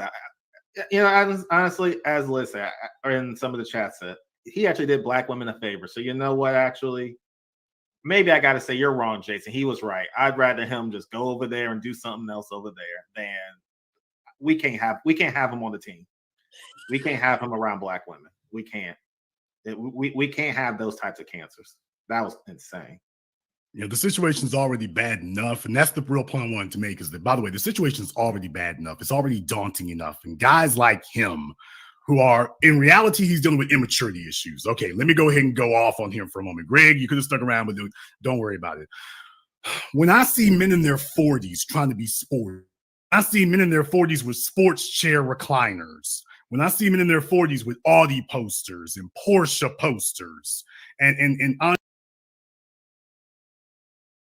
yeah, like the Black Knight is saying, there's a lot of immaturity.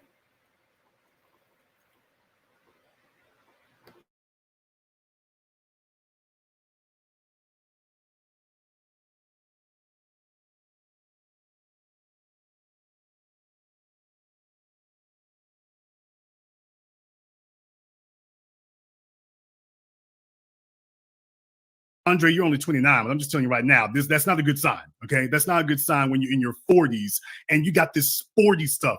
When I hear a man in his 40s talking about a 2-seater or 2-seater vehicles, and that's all. Let's go ahead. Your Ferrari needs to be parked next to your Expedition, dude. That's what needs to happen. Your Ferrari needs to be parked next to the Expedition. If it ain't that kind of way, something's wrong here. When you're in your 40s and you got kids and you are still trying to exude this sporty life, that tells me that you have rejected the prospect of maturing. You stopped at about 15, 16, and now you're just kind of coasting. You're getting older, but you're not maturing anymore. Okay, so that's what the Black Knight has been saying. These guys are immature. All the men see that these guys are immature. They are grown boys, or should I? No, they grown males, but in their mind they still kids. He's talking about his 6 figures. He's showing off his car. I guess he would be going through a midlife crisis, but that usually means a man who's been sensible all his life all of a sudden try to be a child again. But he wants younger women. That's why he's still trying to do the sports car thing. Yep. But the only woman he could get, he thinks she hit the wall. Yeah. I think he was used by the Asian woman. He cheated on the white woman because the math don't make sense. 20 years with the white woman, 10 years with the Japanese woman. And then in between, he's supposed to have these semi-serious relationships. Sorry about that, y'all. I'm back. Mm-hmm. Sorry about that, y'all. Kind of fell asleep on y'all. It's been a real busy month for me. I've been doing a lot. As y'all know, I'm also rehabbing my knees and everything. So I've been working out really hard. So particularly worn out today. So I'm sorry about falling asleep on y'all. But I'm back. And go ahead. That you were saying. Yeah. I was Mhm. saying.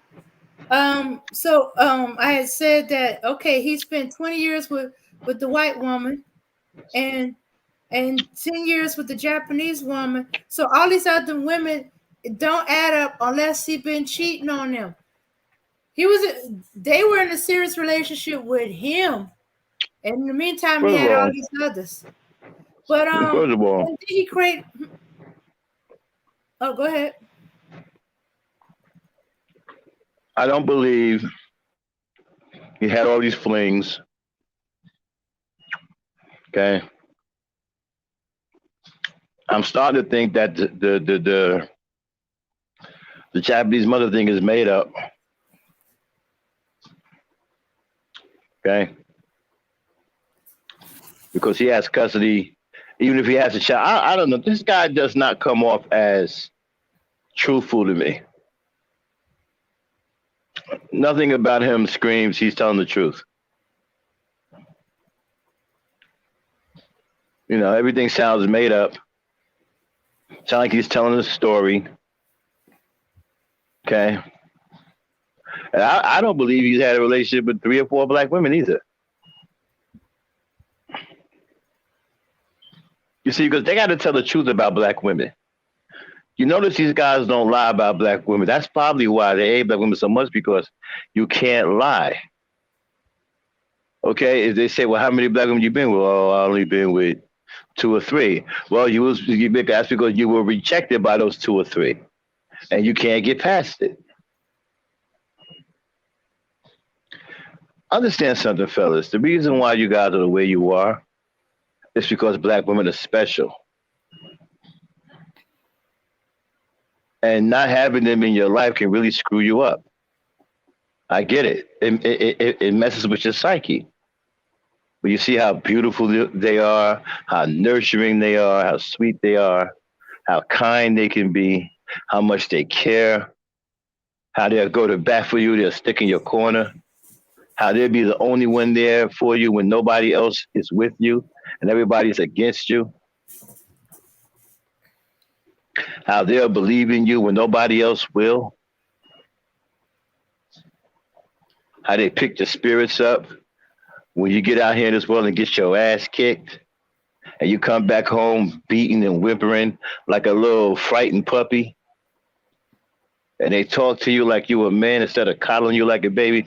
They talk to you like a man and raise your spirits so you can get back out there and kick ass and take names. You see, when you start to notice all of these things about the black woman, right? You want her. You just got to have her. And what's killing you is that you can't, because you don't have what it takes. And it's not that you're not a good looking guy or this, and that. See, a lot of you guys think it has to do with all these materialistic things, all this superficial stuff. But no, black women aren't stupid. They can see you. They can determine whether you got what it takes to maintain or not, to protect, to provide, to love, to honor, to cherish, to raise your children. They can tell. And when they don't see that or hear that, they don't want to fuck with you. That's why you're not getting the time of day.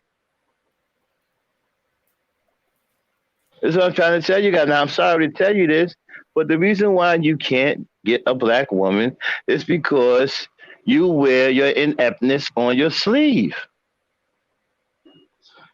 I mean, you're a walking billboard. You're a walking fucking billboard. Hey, I'm a dweeb, baby. Come get with a dweeb. I'm inept. I can't get it done. I am unfit. You may as well be a walking billboard. Black women see that billboard, they keep it moving. They're not looking for what woman is looking for a loser? Dame? No one. No one's looking for a loser. But you know what? I What think Dame, let me ask you a question. okay. What woman is looking for a loser? I don't think anyone was looking for a loser. I mean, are black women looking for a loser? No. At least I mean, you guys are losers, huh? Mm-hmm. Yeah. Good. Good. Yeah, I think that he never got beyond high school because all his complaints about black women and them not choosing him all seem to be coming from high school. High school. Yeah. He has the mind of a child. Mm-hmm. And this is the biggest problem with black men, the maturity. What I keep talking about? The maturity. Yeah. You guys are immature. You're too immature. You're not man enough mentally. You're not an adult. Mentally. A black woman needs a grown ass man, an adult male. She's not going to submit to a child. She raises children. Mm-hmm. Children submit to her. She don't submit to children. Yeah. You're a grown man in body, but you're childlike in the mind. Yeah. All right? You know what? And he should be ashamed of himself. He's 47.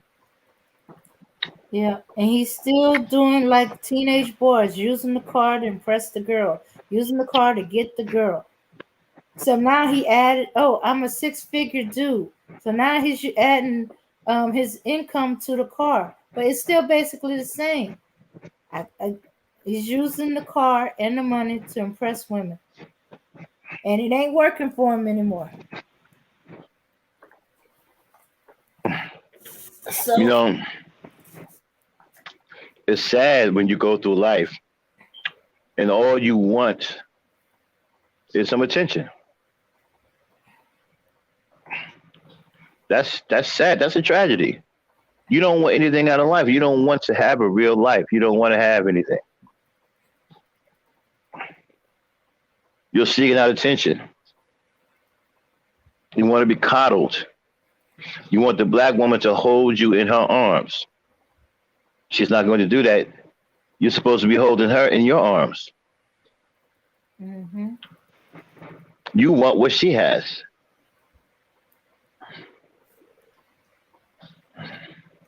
You want to be coddled like a baby by her. And when you go to other races of women, they're cool for 5 minutes until they realize how much of a child you are. But because non-black women are more promiscuous, they've already gotten pregnant by you. And now she realizes that the father's unfit, and she's not going to raise this child by herself, and her family don't accept the child. So instead of giving the baby up for adoption, she gave it to the father. Dropped child support and just gave you the child. But she don't want to have nothing to do with either one of you. And so she jets. Now you sit up here so many years later talking like you got a fucking badge of honor here. What a loser. I can't get over how much of a loser this guy is. Dang. Mm-hmm. Yeah. And in fact, the Asian woman took my advice about give your kids to him and jet. That's exactly what she did. She dropped child support. Exactly. Made him primary. And when he thought he pull one over on her and dump her, she's like, whoo, that was close, good. And she jet. Exactly, Remy. The math don't add up. 20 years with one, 10 years with another. And he said he had 7 or 8 relationships. And he's 47. 7 or 8 serious relationships. A serious relationship requires a certain amount of years. At least 4 years. If you're in a serious relationship, serious relationships are supposed to lead to marriage. Now, they don't all the time, but sometimes they do what they were intended to do. They lead to a marriage. Why? Because they were a serious relationship to begin with. These two people were really into each other seriously. And so they finally found their way to marriage. Okay? This guy, wow, okay. If God don't watch her, she gonna apply for his Social Security. Yeah, and then going back to the math, I mean, again, the math don't add up. 20 years with a white girl, she's a single mama. Did the white girl have a Pookie too? Or I mean, did you sign up to be Ray Ray over there too? or maybe he hooked up with her in high school and got her pregnant and been off and on with her for 20 years before she had enough and quit him. Oh, yeah, 20 years with one, 10 with the other, and you 47.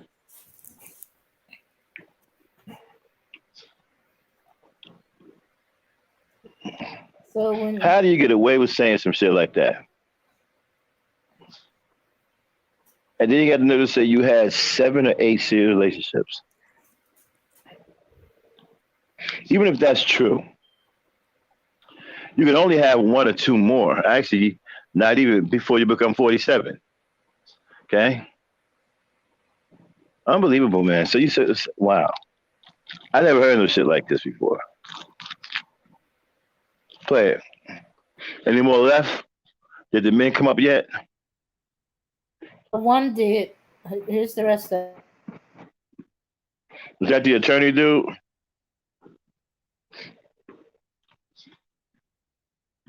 I Hello? think he's the accountant dude, or Yeah. something. Yeah. Yeah. Yeah. Dude, all right. Yeah, he here said we that dude was crazy. go.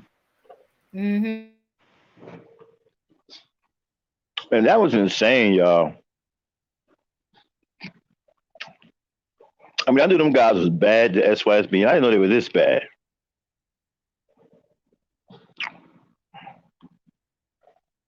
I mean, at this point, you may as well put a dress on a mop and call that your girlfriend. Because you're not far from that right now. Many of you dudes aren't far from that right now.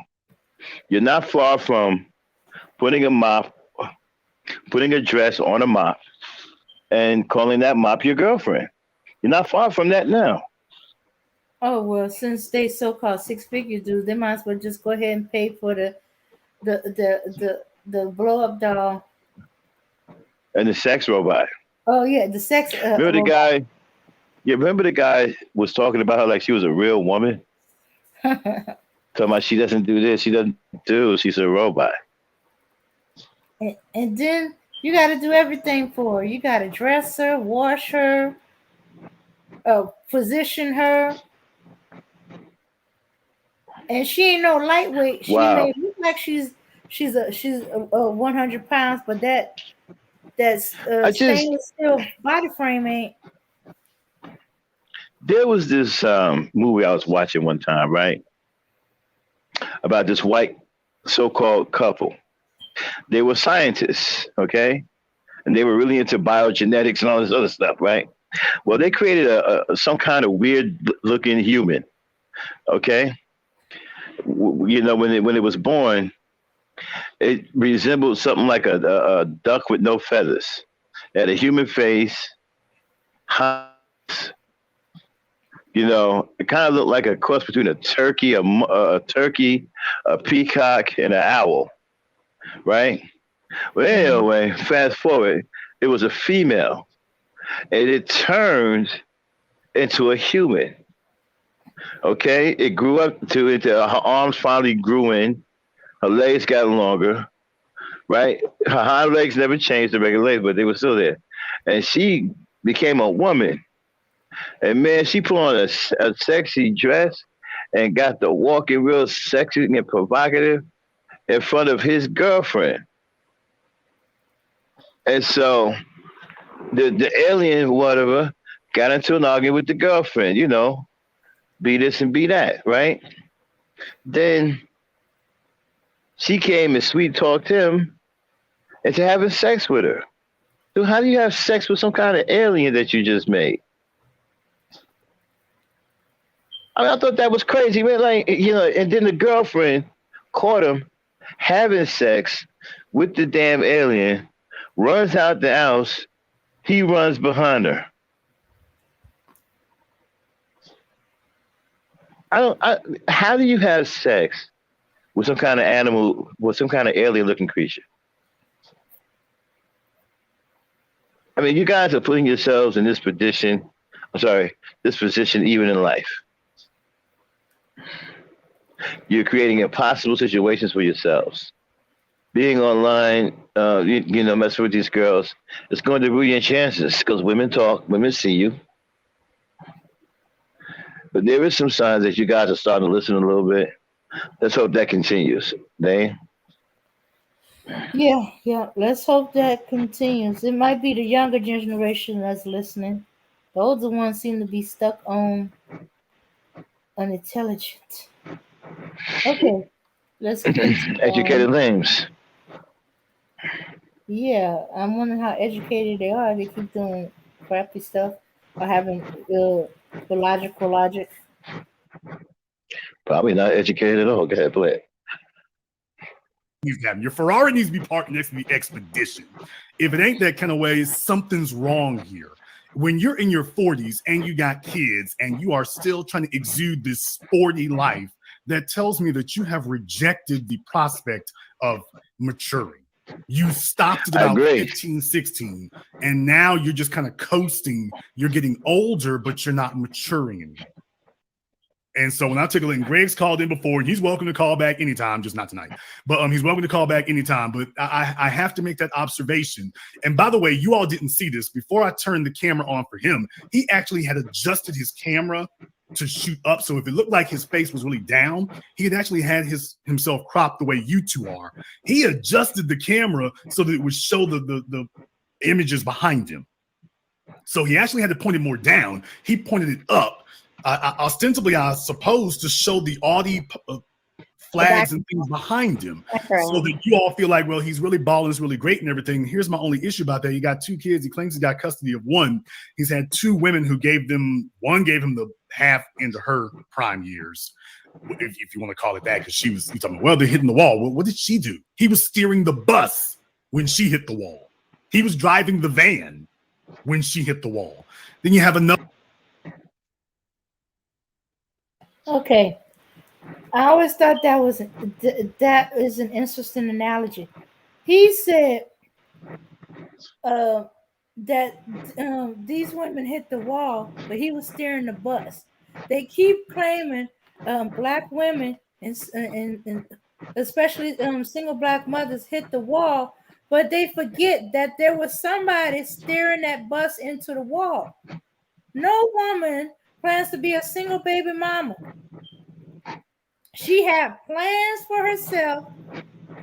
She had a trip that she was planning on making, plans she had to make. She get on the bus, thinking she's on the bus with a competent driver who knows how to drive this bus.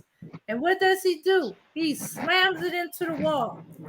She recovers from the injury from being slammed into the wall. It's like, okay, well, that one was a bad bus driver.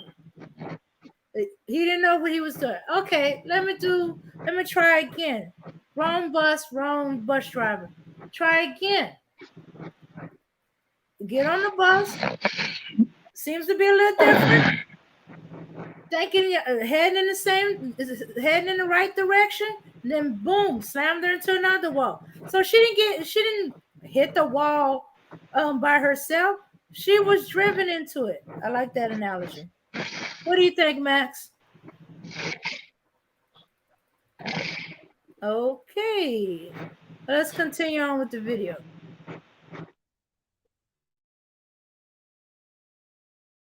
Another female. And I'm just saying, if he wants to talk about lack of respect, my first question here is, what did you give them to respect? What did you do? Well, she was a single mom, already had a kid. Okay, how invested was he? Clearly not. And clearly at this point right now, well, I gave 25 G's allegedly and gave child support. Well, yeah, he's not interested in taking care of them. Bring me the kid when they're almost grown. Go ahead and do that. Bring me the kid when they're 15. Let me take care of the last 36 months. Now, Liz, as a single mom yourself, you understand the math of that. Yeah. Absolutely. Let him. I get fellas. I gotta put this on us. I won't say. I say us advisedly. Here, she can take care of the kid for the first 10, 12, 13, 14 years. All the diapers, the baby in the Pampers, the shots at the doctor, the car seats, all the unglamorous stuff. She can do that. When the kid is old enough basically to take care of himself at this point, now it's minimal labor. All right, bring him on over here. I don't even need to take care of his manhood training. Bring him on over here when he's got basically after you finish the job, bring him over here so we can go ahead and coast along. And what I'm saying is, how much of a father image do you think that's going to instill in a boy at that point? Now it's like, okay, well, I got him full time now. Okay, yeah, now that all the heavy lifting's done. Right. Yeah, we sure do. Yeah. No, I don't really think that's equal or fair. I think that we kind of talked about this a couple of episodes back. Like, if you really want to be the man and show your son how to be a man, then the boy needs to start living with him at like 8, 9 years old, like just pre puberty, right? Or right at puberty, I think is minimum. Like at that age, like you said, Jason, he's already pretty much grown up. And in my opinion, those are kind of like the easy years, like, yeah, there are a different set of challenges that come with adolescence, but at this point, come and go as you please. The kid can stay at home, probably can at least fend for himself, cook for himself, get himself from place from A to B, if not in his own vehicle, maybe on public transportation at least. He can walk, to and from school, those kind of things. And so I don't really think from the time they're infants and whatnot to elementary school to really the middle school, the kids need constant attention. They're going to need constant attention for at least the first 5 or 6 years. You got to keep them from sticking knives.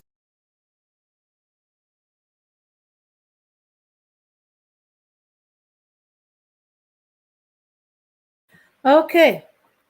All right. So I think it is dead on, but I think that's a little too late when they hitting puberty. No. They need to be steadily going over there before puberty.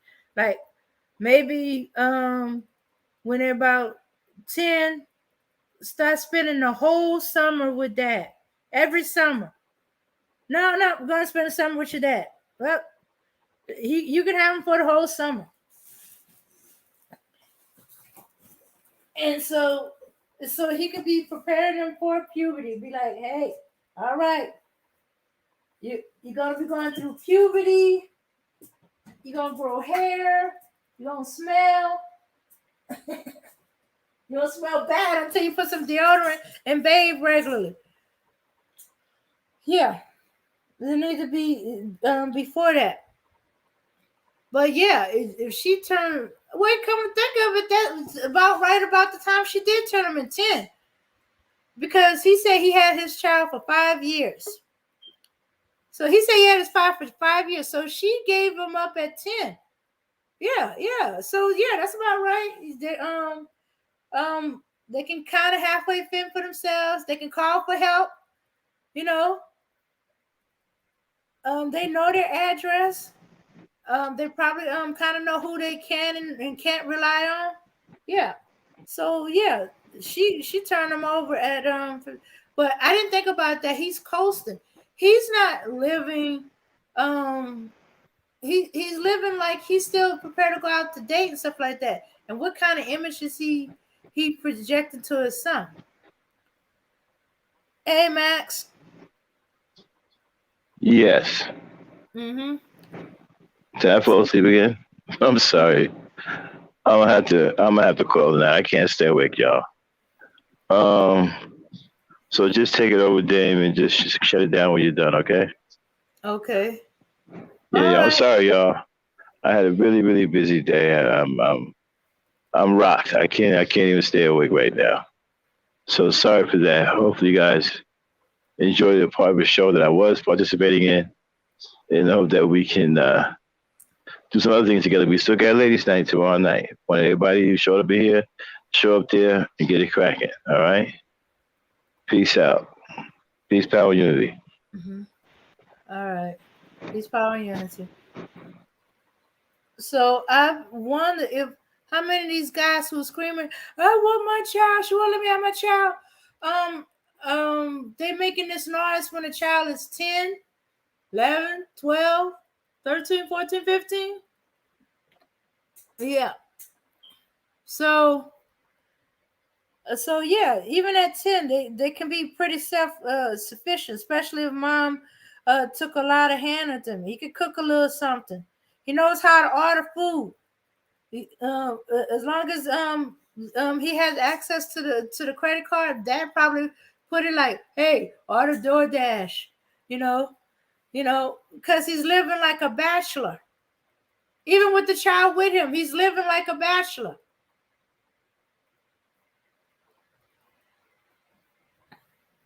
Yeah, and that probably will appeal to a 50-year-old. Oh, the Audi 2-seater sporty car. Ah, great. What's that teaching them about relationships and women? And so this is how it snowball. Have guys like these who ain't mature, who became fathers, and they passing this stuff down to their children. What kind of influence has it had, good or bad? All right.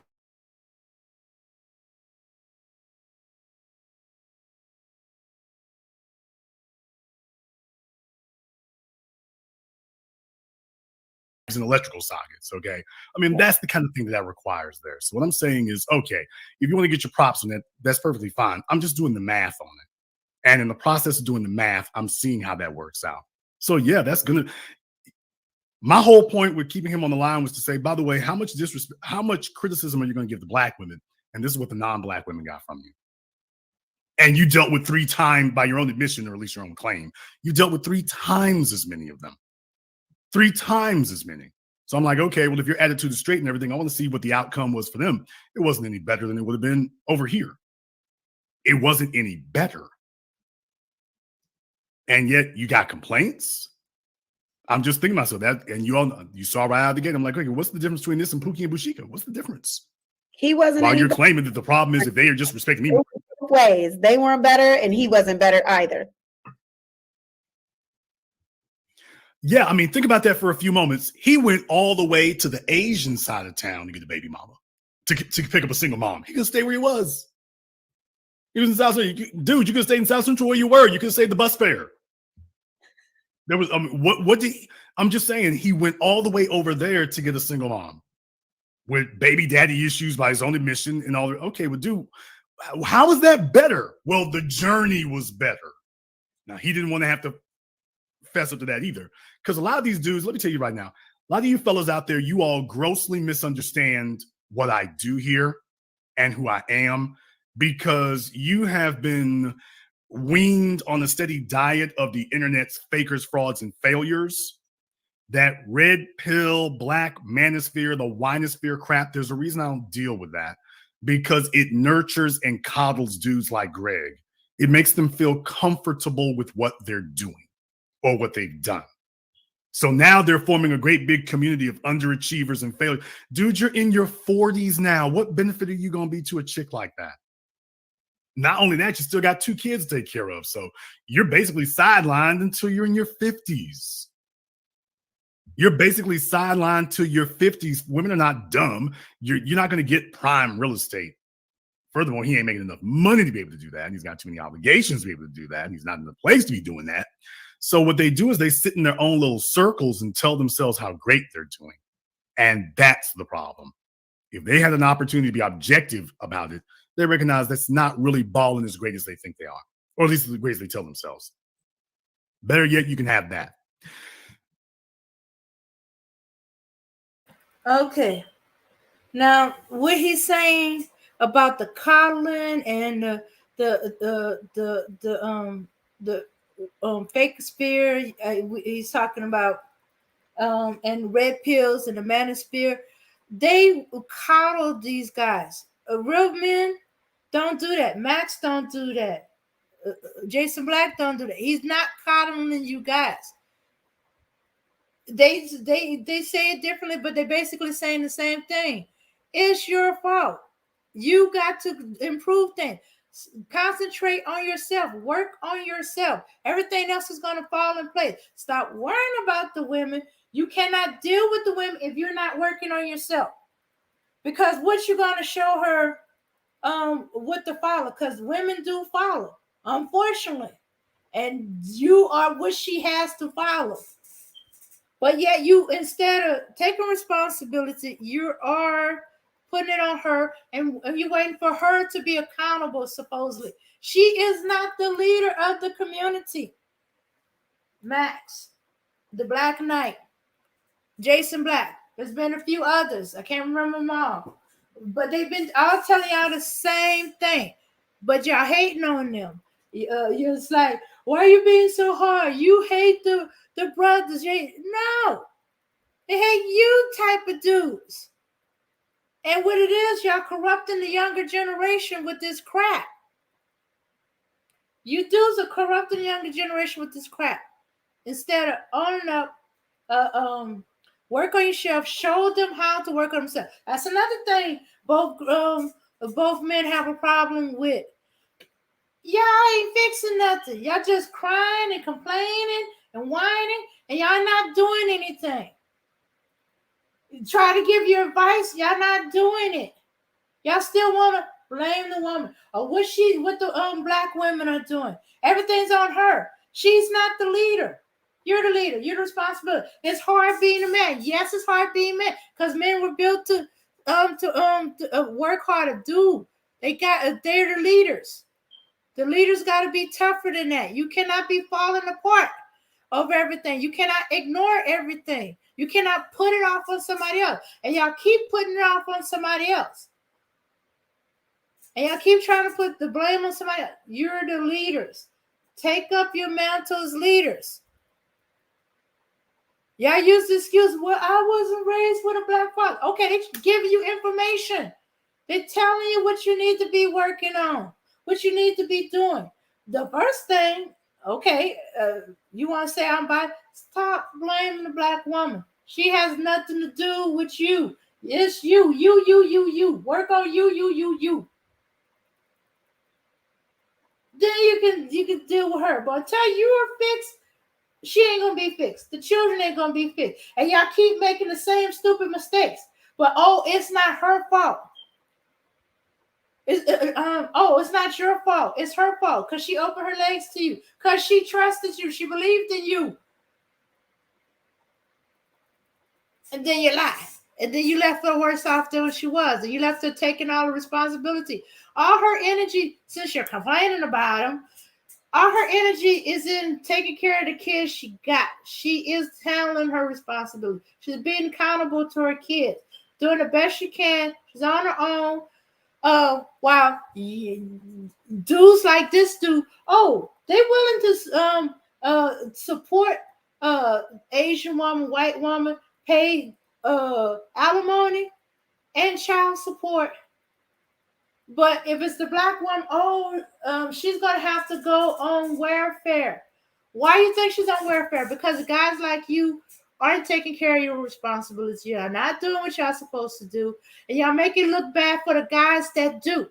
There are men out there who take care of their responsibility, but they're being drowned out by you bullcrap men who do these things, who talk like this. You have a nerve to complain about black women. You hardly been dating women.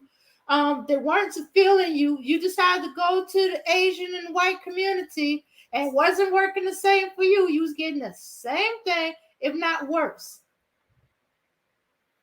And but you have the nerve to come up and talk about and complain about black women. You just recently started going back to black women. So you should shut your mouth, listen, and try to learn to do better. But we're kind of feeling there's no hope for you. Trying to hopefully that your son will listen to some men who are about responsibility, about leadership, getting on top of their game. Because there's no hope for you. You're 47. You grown. You can't be re-raised. If you ain't done it by now, then you gotta work on your child. The things you didn't do, your child could. It's not too late for the child. Okay. I'm getting on a rant. Let me continue on with the video so we can hear that not all black men are like this black men. There are some that came up on here that they not claiming them. However, this does bring another thing into focus here. I got to say this too. A lot of fellas out there want to be respected for things they haven't done. A lot of fellas out there want to be valued for things they haven't done. Fellas, I'm going to say this straight. If you were listening to Greg when he started talking, you would think that he was like Andre. And what he was doing was putting on Andre's camouflage is what he was doing. Don't worry, I was the little articulate talking kid in elementary school. I was square. The chicks didn't really dig me like that because of that. And they were looking for a bad boy thug. Okay, got it. But then you take a look at his behavior right out of the gate. When he actually did have an opportunity to pick and choose, take a look at what he chose. That's not a guy who's living this life.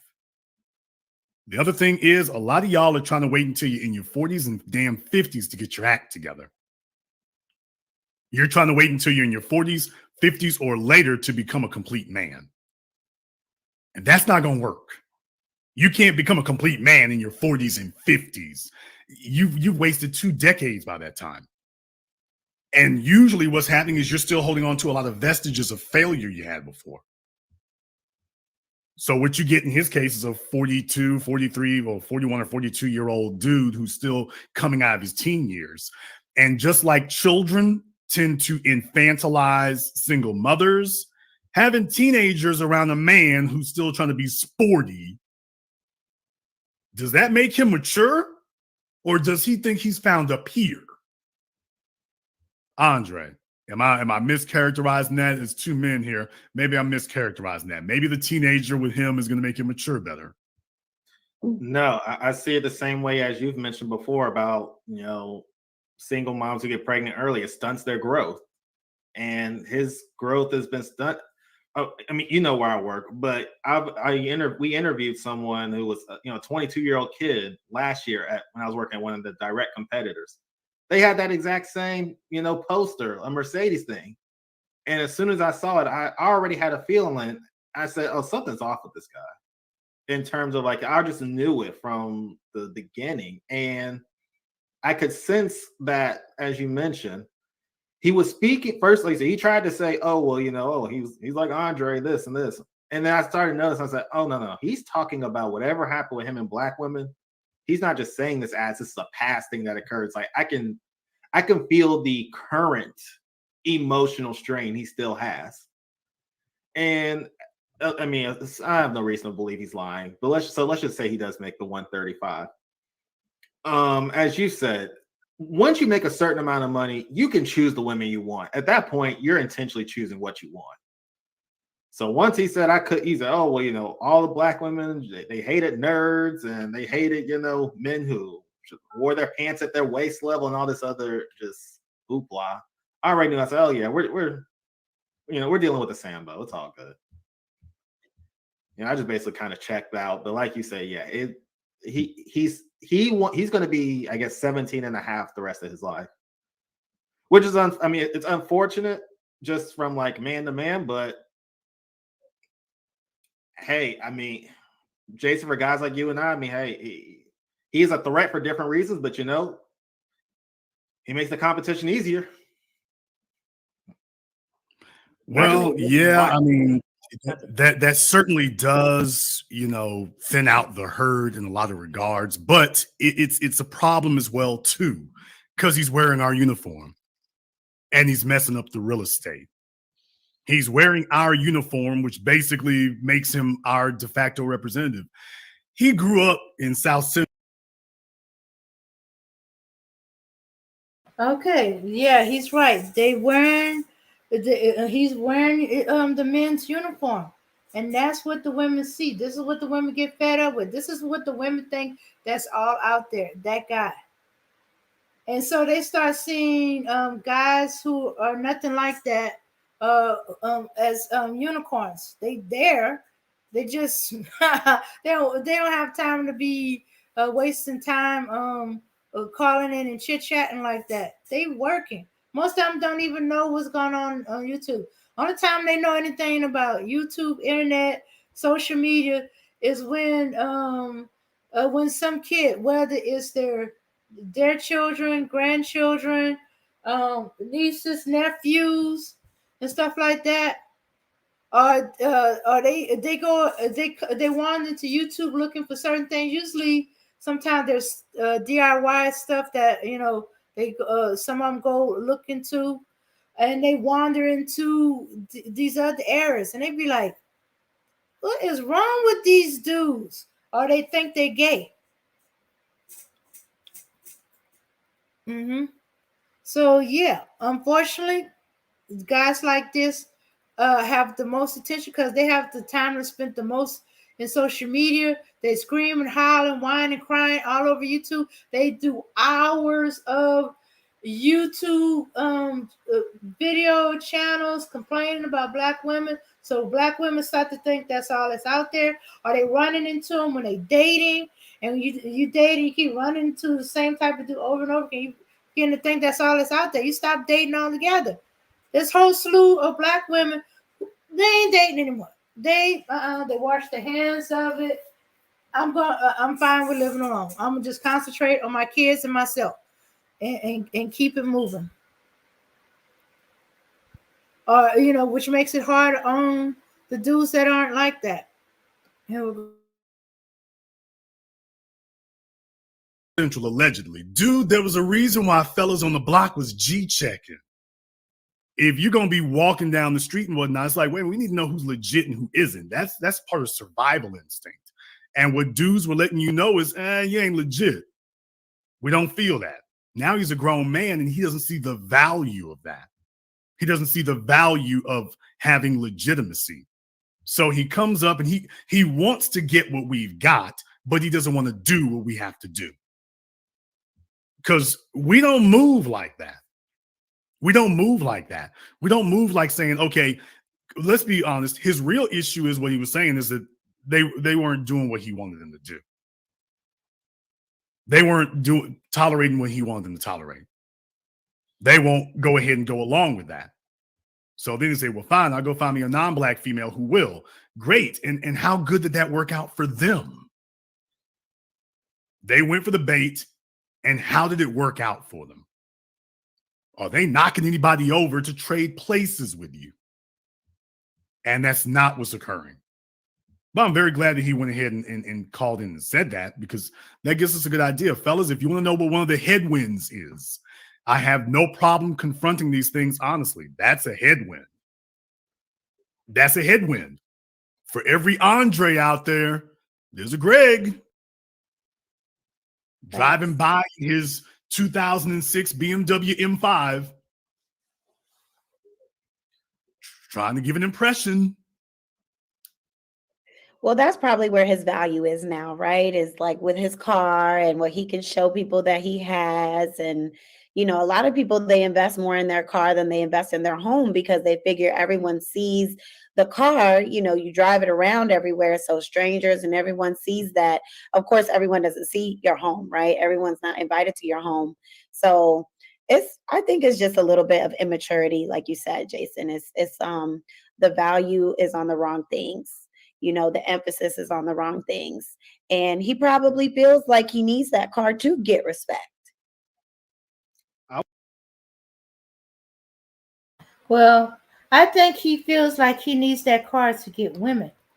I don't think it's about he wanting to get respect. Because if you're still using the car route and that's a show to impress people, nah, it's about you trying to get women.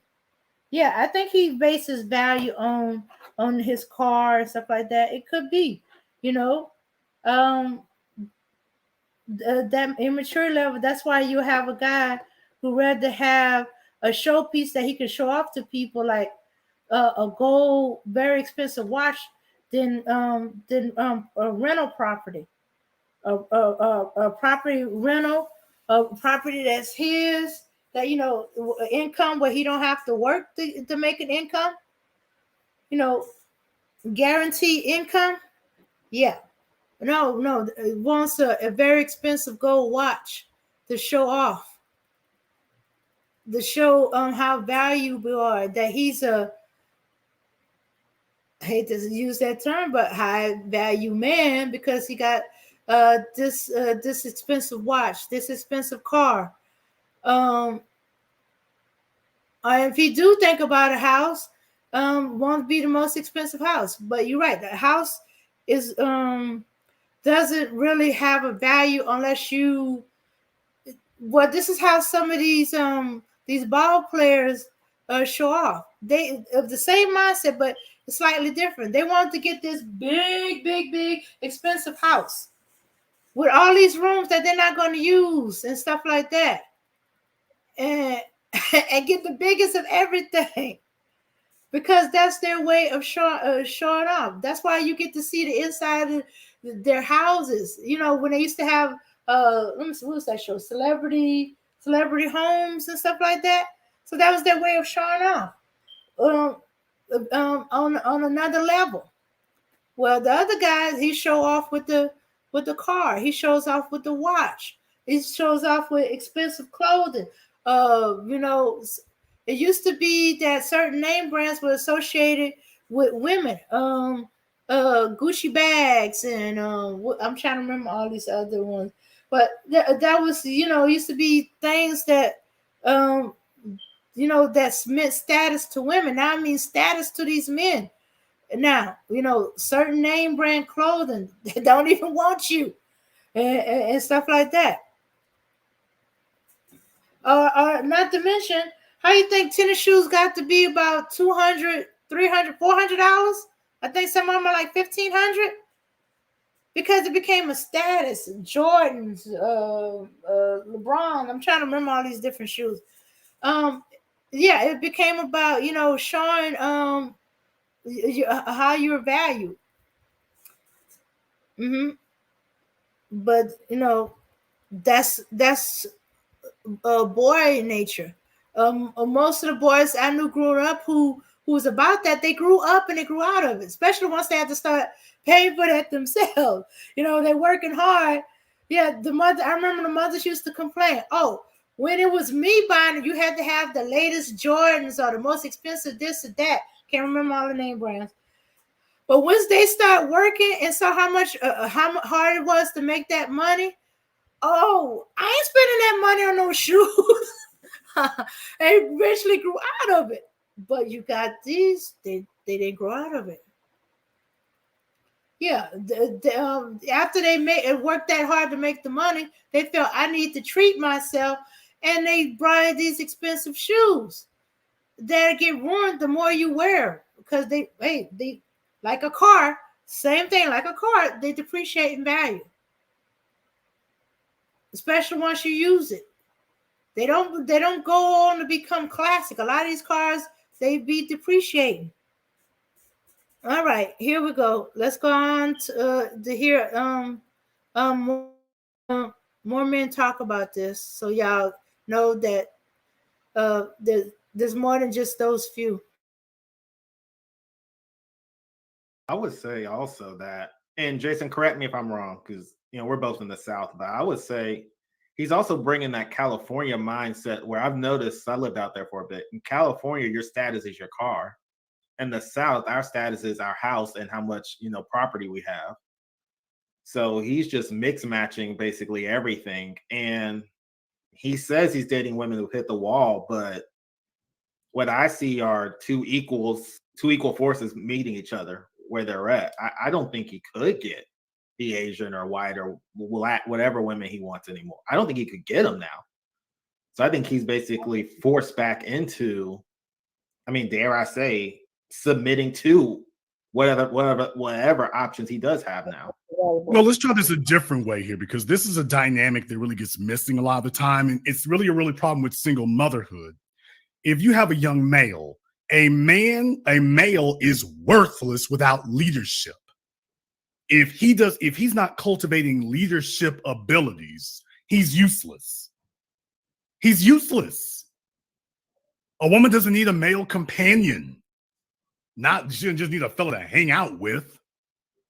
She needs a fella who actually is leading. That's the real question, is whether or not they're leading. What are you doing with that?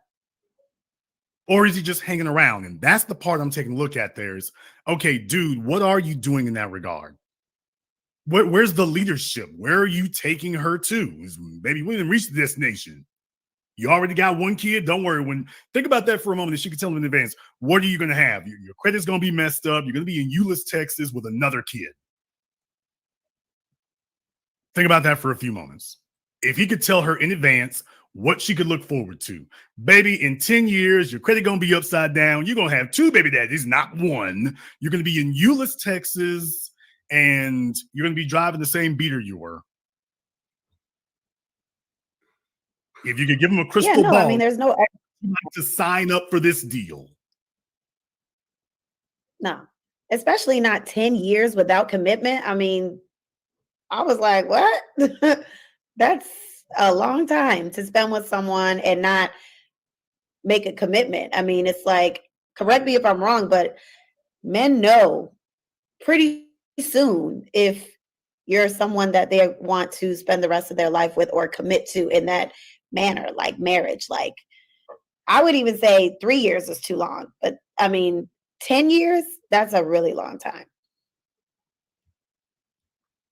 What it really shows you is that she didn't learn anything from baby daddy number 1. That's the real issue. She didn't learn anything from that. And that was what he felt he could do. And it'd be different if he had a female that was on the rise and whatnot, but that wasn't the situation either. So there's lessons to learn from that. Let me see here. I got Daniel on here. I'm trying to make sure you have your audio turned on, Daniel. Yeah, you get me? Yeah, what's on your mind, brother? From what I heard from that last dude, that last older dude, that was funny as hell. Well, it's not funny, but he just made himself sound stupid. But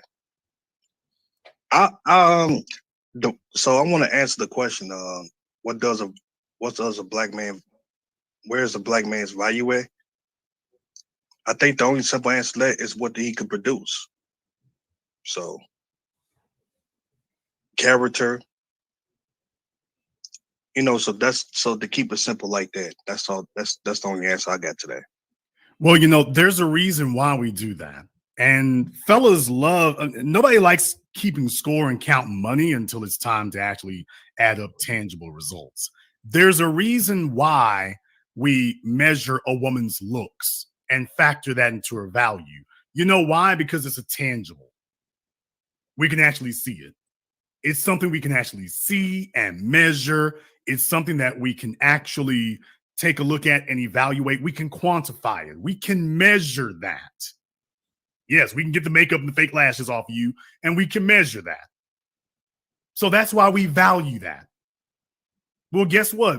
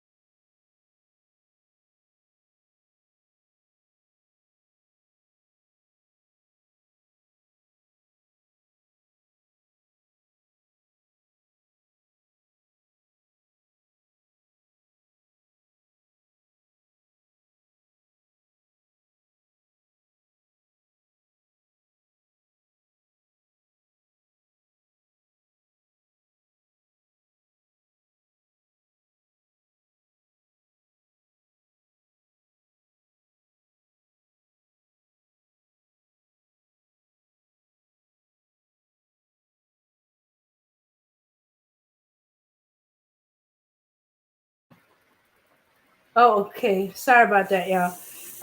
Okay, I don't know. Okay, so he's saying that our looks is tangible, it's something they can see, and that's how they value us. How they, I guess they can put a kind of value system on us by our looks.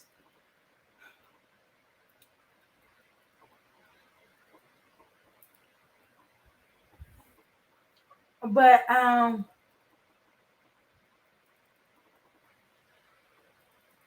you know, different person has a different value. Different man, if what he finds valuable is going to be different from another. hmm Just like women has their own, cause there's perceived biases because of them. But let's ignore that fact. I mean, let's not ignore it, but that's not the part that we are working on right now. But it's interesting to hear how the mindset is about the women's looks and how that's our tangible assets. But they don't want us to rely on it because when you say looks, that don't mean nothing. Here you go. With a man's productivity, we can measure that too. We sure can. And when he sits up here and shows you his house and his car, and that's great, and it's like you got 2 kids, where they live at. I don't know. You know what, Liz? Let me ask you that question there, because as a woman out here on the dating scene herself, if you meet a guy who's a single father or whatever, well, let me just say, when that comes up, what questions do you ask? I absolutely ask, where they live, if their kids live with them, how often do they see their kids? What is the relationship like with the baby mom? Are they in a good place? Are they in a bad place? How did it end? Not all this on the first date, but most of those kinds of the logistic questions I do ask like on the first date about regarding like where do the kids live? How often do you see them?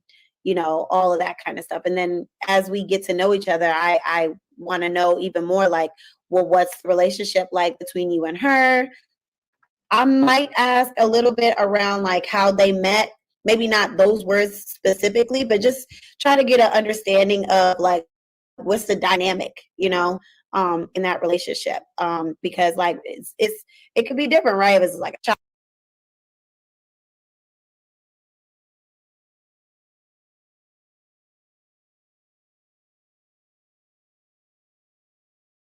Okay, I want to get to the parts where the guys were commenting on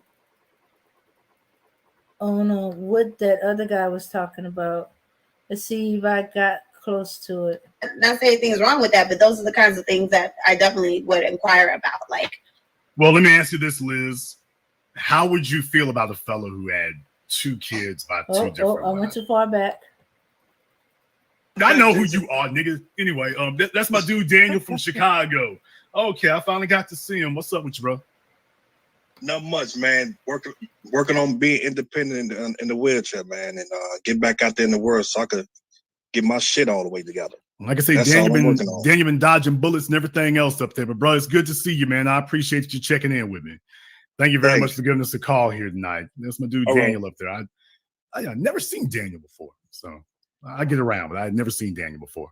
Let me go ahead and take a few phone calls. Maybe I should have a brief prayer visual before we do that, because I got a feeling as soon as you open this up, it'll be some more for that. But let me go ahead and get that. Let me get caller from area code 240. You're on live with The Business. What's your name? Where you calling from? This your man DJ GPS out of Washington, D.C., man. Mr. Black, okay, first of all, I'm older than everybody on that panel, including yourself, okay? Now, I didn't love my first wife.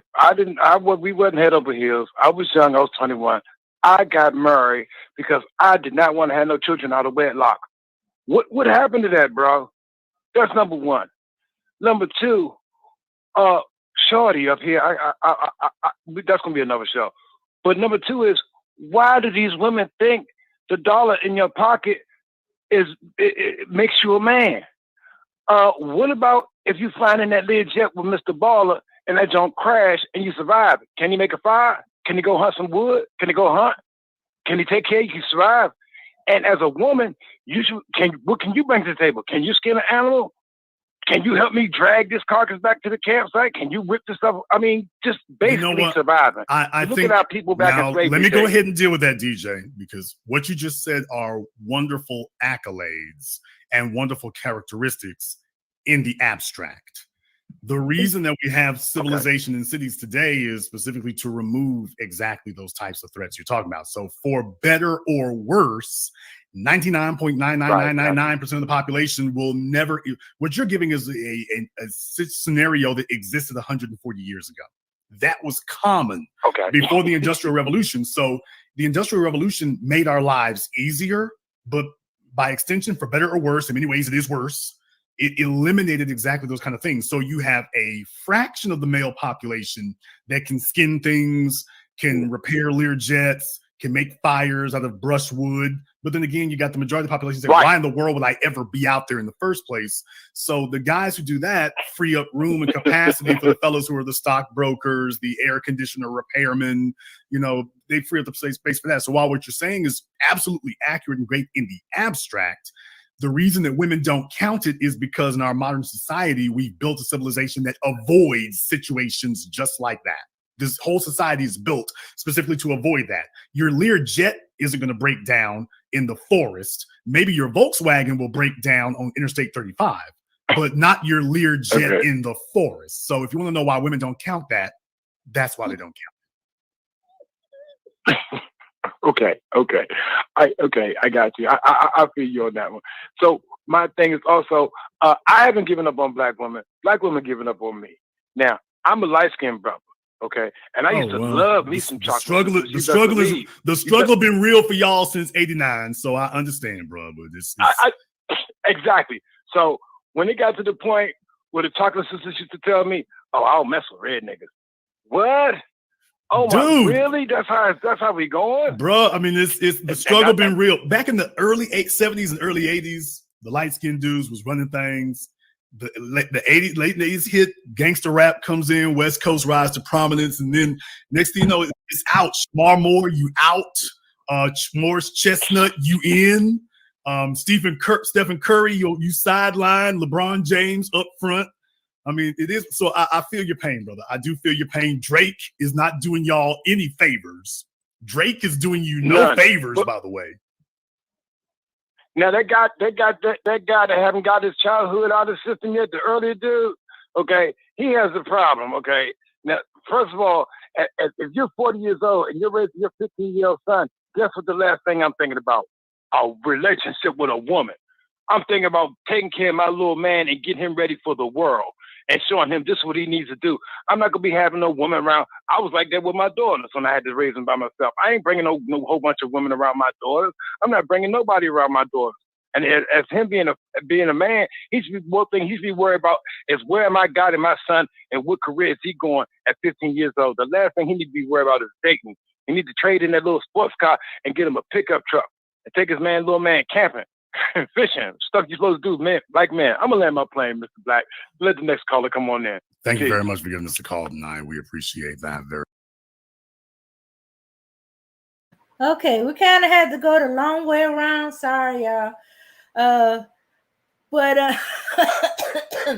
But he's right. That man should be concentrating on getting his son ready to deal with the world, not trying to date. He's supposed to be putting that on the sideline. That shows the level of immaturity. Is he going to be competing with his son for dates now?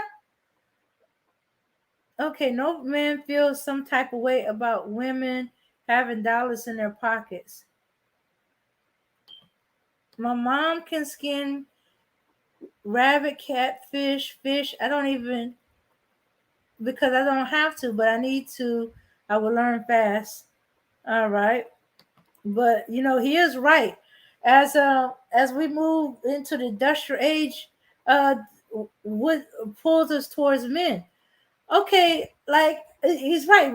I'm more likely to be looking for my car, I'm more likely to be interested in a mechanic because hey, I got a car and it's gonna need repairs. That's why I say in my town, the mechanics are the king of women. In fact, if they married, their wives hold on to them because she knows there's gonna be some woman out there who's gonna be after her husband. Yeah, because mechanically inclined, handyman, know how to fix and build things. Oh yeah, those still appeal to women. Well, you see, in my neck of the woods, because you're gonna have a house. You know, yeah, mechanics, handyman, men who can build. Yeah, those men. Oh yeah, yeah. A guy could grew up with this girl all life, had no interest, but let him be around her house doing some handiwork. Oh, he started looking appealing. You know, I seen it happen. You know, yeah. That's why some wives, I don't trust that woman. I'm coming with you on the job because you don't trust her. Because that is so appealing to see a man who fixes things, build things, repair things, and some of them are so good at it. They pick up on things you didn't even notice. You might have wanted them to come and repair this, and this. And they'd be like, hey, while I'm here, let me get these and this out of the way, or this is gonna be a problem a little later, stuff like that. That's very, very appealing. Oh, okay. Hold on. Let me drop the link.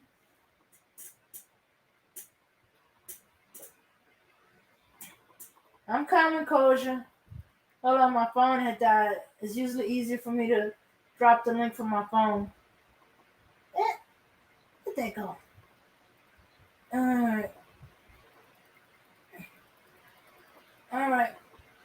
Here we go. There you go, Koja.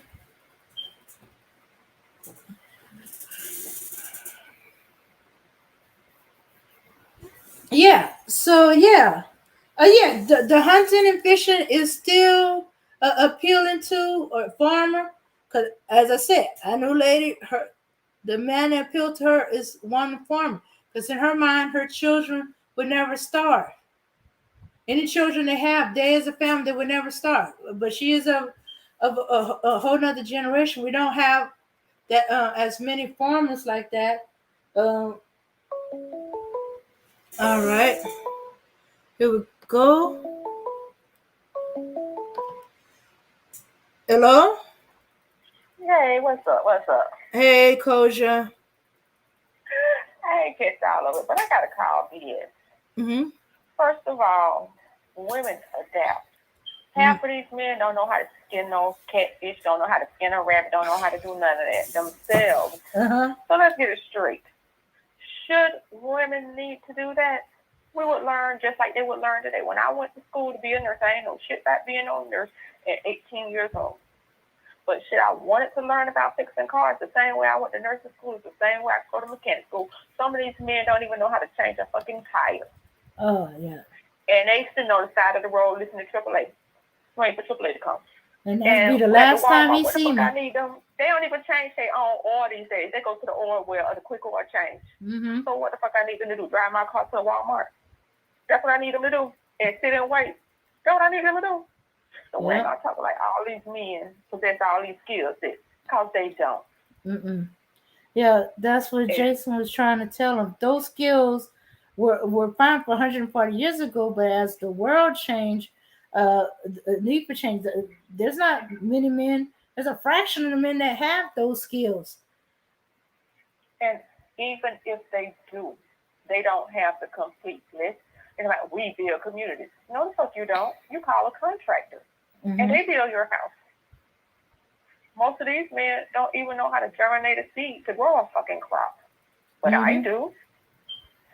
So they need to stop coming up with all this BS that we know both sexes can do. And even if a man is physically stronger, power tools are the great equalizer.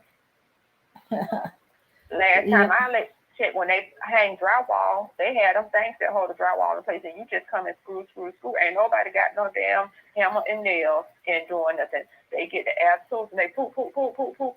Yeah. So I need some better talking points that is relevant to today. Yeah. Yeah, that's what he was trying to tell that gentleman. That you thinking of something from 140 years ago. You know, as we moved into the industrial age, the men for those skills would drop. You know, he said part of the reason is to make it easy so we wouldn't have to do that. So yes, the women have adapted to that. As I said, in my town, the mechanics pretty much almost keen, and they married. Their wives holding on to them tight because that is so appealing to a bunch of women, especially if you have a car. That a man who knows how to take care of the car, fix the car. And guess what? Truth be told, if you're making some money, you're gonna take it to the shop. Because all these cars these days, when you fix some stuff yourself, if you have any up-to-date car, you null and void your warranty. Mm-hmm. So unless we're driving like some 2002s and 15s with no automatic ignition and stuff, a good shade tree is really becoming extinct because most of them aren't. Mm-hmm. And if you're going to have to go that route, you're going to have to take it to the dealership or you're going to take it to a licensed mechanic that's going to have the right tools, because our shade trees aren't, you know, they just fix on the old pickup trucks and stuff. But all this computerized equipment, are they capable of doing that? Do they even have the equipment? Sure. And women don't feel, I'm so tired of them putting words in our mouth. Us having $1 in our pocket doesn't make women feel like we're equivalent to men. What it does is make men feel less. Not because we said it, because they feel like if they ain't got you in a place of poverty and submission, they have more leverage. We don't say that. I don't go to work and say, hey, I got this here. The men make those arguments, and then they parlay them back to us. But they didn't ask us. What woman they came on here and say, I'm equal to a man because I brought home a paycheck or I got $1 in my pocket. I never heard them say that. They put those words in her mouth. And they always saying women. We ain't said it. Y'all said it. Yeah. Men said that. Stop lying on us. Oh yeah, because I remember up here that 6-figure NAGA thing going on. Women weren't in here talking about I need a 6-figure dude. These men kept going on harping on the six figure. It was happening so much. I was in a middle of a discussion on a panel with this dude. He kept bringing up the 6 figures. Like, what is it with you and the 6 figures and stuff like that? Are you trying to find my whole price or something? You know, not so much that women have said we don't need 6 figures. No, they would say, oh, you all said y'all had to have a white collar 6 figure. I say y'all definitely not. If number one, if I meet a man making 6 figures, I'm happy. If I'm making one making 70, 80, I'm happy. But then they added the stipulation that y'all said that women say it got to be a white collar worker. They keep adding and changing the story and the narrative that I want to find out the woman that they said that, because them bitches, these men lying. And when you have to create false things, that means nothing you said is truthful. And they're always adding truth because they have no truth to stand on. They're just making shit up as it goes instead of just owning some stuff. Mm-hmm. Oh yeah. Come ask me what I want. Come ask women what they want. And listen to us when we tell you. How many times you done told them and they say, oh, no, you don't. How you gonna tell me if I say I want chicken tonight, but damn it, I want chicken. How the fuck you gonna tell me I don't want no damn chicken? Mm-hmm. And that's the equivalent of what they be doing. And like, oh woman, you don't know what your stomach hungry for. I know what you want to eat. You don't know. You're too dumb to know what you want to eat. How you gonna tell us what we want? We too dumb to know what we want that you have to tell us. If y'all feel like y'all such a woman, put on some lipstick, some heels, and a dress, and be the best pussy woman you could be, since you already know about women and what we want, and you seem to know and be a better woman than I am. Well, just do the damn thing. Mm-hmm. Mm-hmm. Yeah. So, Yeah. Because I was like, why y'all keep going on about the six figure? And we start realizing, you talking about you living in New York or California, yeah, you need at least six figures to be able to just live regularly. While down here, I was like, "What are you talking about? Where I'm at, well, we think 35,000 looks good. You're doing good but at 35. You let's make say you were, 35,000 a year." but see, this is the thing they do. They want to get around two incomes. It takes two incomes in America. So if you were two people in California, Mm-hmm. you would have those six figures because they would be making whatever, and they would come together, and then they would possibly be able to do it. But the problem is not so much the six figures in California. The problem is it's just you trying to do it yourself, and they want to demean the input that women have and negate it. And we're realizing in today's society, it takes two, but they don't want to give women that. They want to either keep you in poverty pimping and having you commit welfare fraud and services fraud with the government to get help, where they could come in and now because you get Section 8 and they paying the whole $60 a month, they look like the man, so they want to poverty pimp the government. Mm-hmm. Or demean your ability to earn as a contributing person. Because the reality is, if I'm a woman and I didn't work one day, a wife, if you accumulate debt, that is still our debt that I am responsible for. Mm-hmm. So, they want to create these narratives that are just not true. And because they can't, instead of improving themselves, they just keep lying. At some point, you got to stop digging and fix what is broken and stop lying. But they still want to create the lie because they think men are too stupid. Some of these men are smart enough to know, and they know the other men they talking to too stupid to question them or too weak.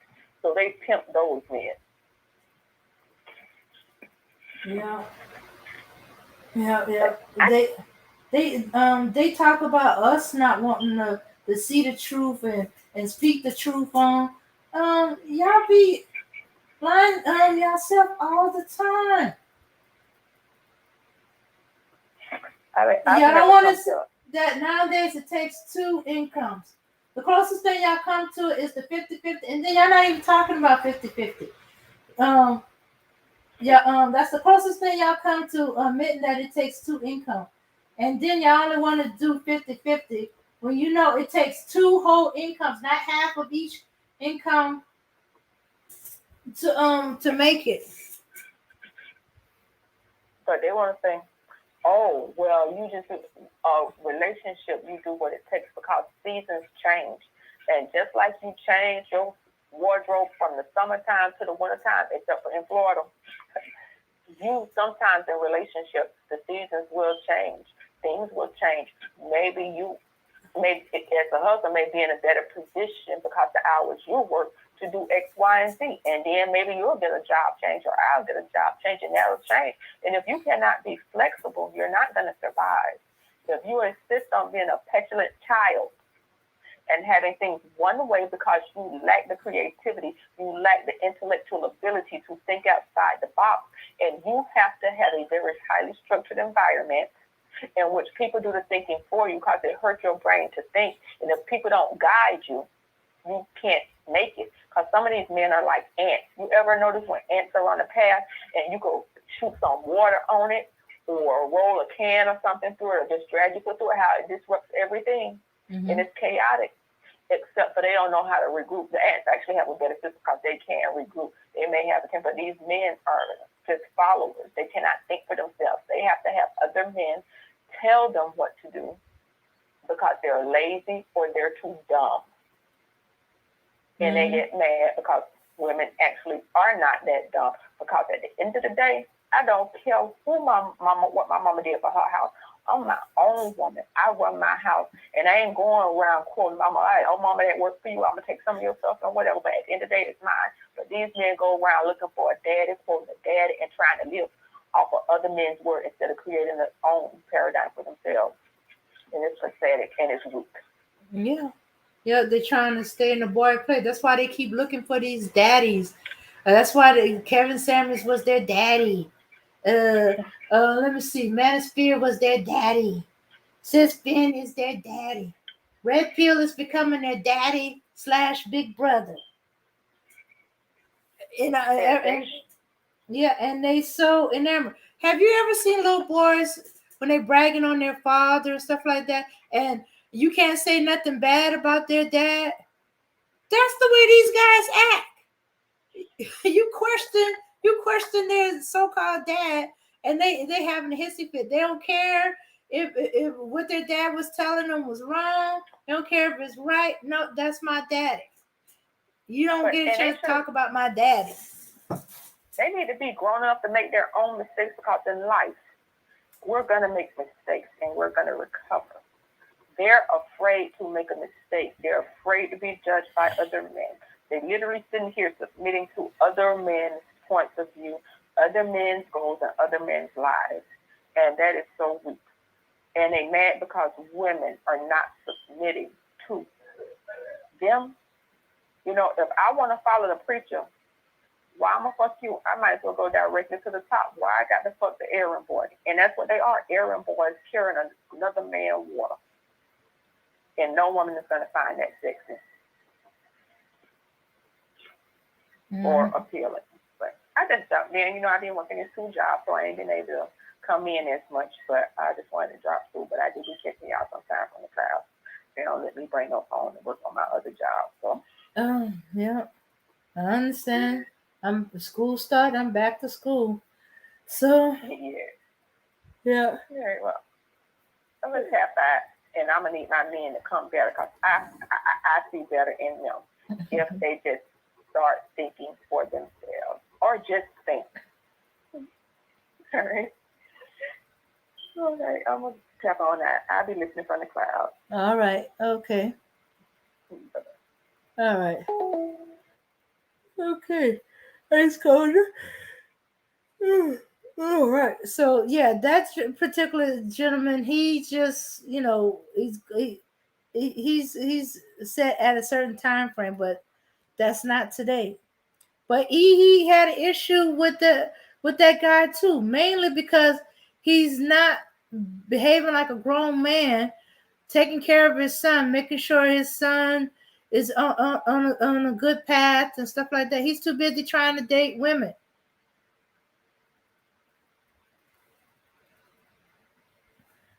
You're welcome, highly favored. Yeah, me and Coach be having good. Okay, so let's see. I think there's another man that comes on right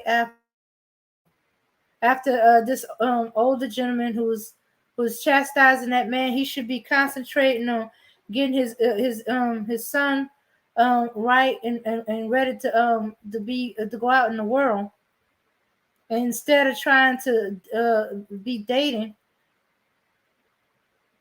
Mm-hmm. Very much here. And oh yeah, by the way, let me go ahead and deal with this before anybody even tries to say something like that in that regard.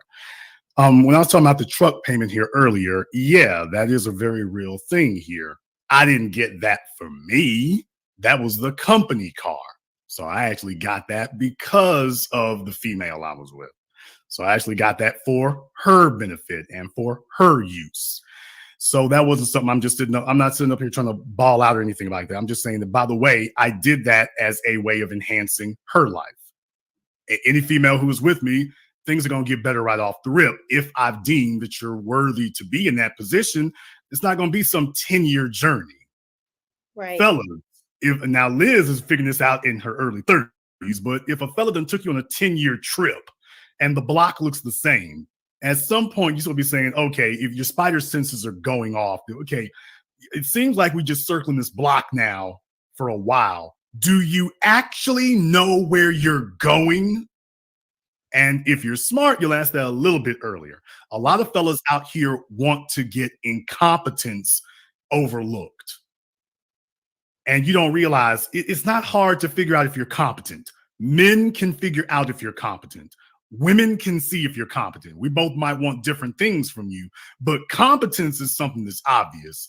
Andre, I want to talk about that for a moment here, and then I'm going to take another couple of phone calls.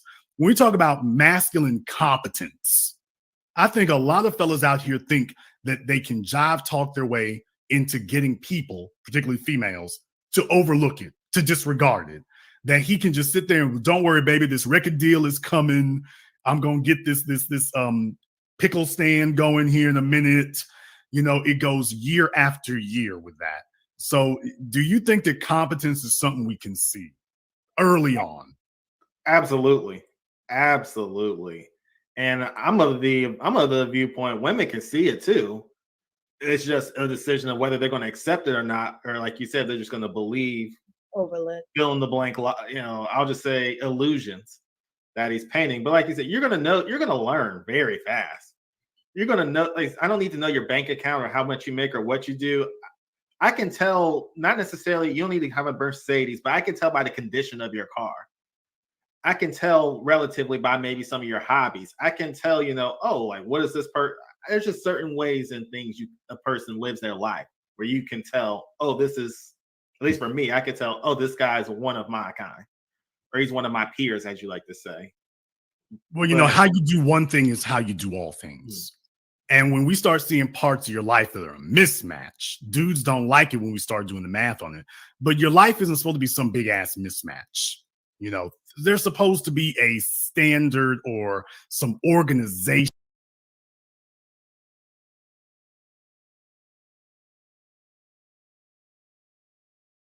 All right. Did you notice that he said dudes like that don't like when you do the math on them? That guy math was not adding up. He's talking about his 20-year relationship with the white woman, 10-year relationship with the Asian woman. He's only 47. And supposedly he had 7 or 8 relationships with non-black women, serious relationship with non-black women, 3 or 4 serious relationship with black women.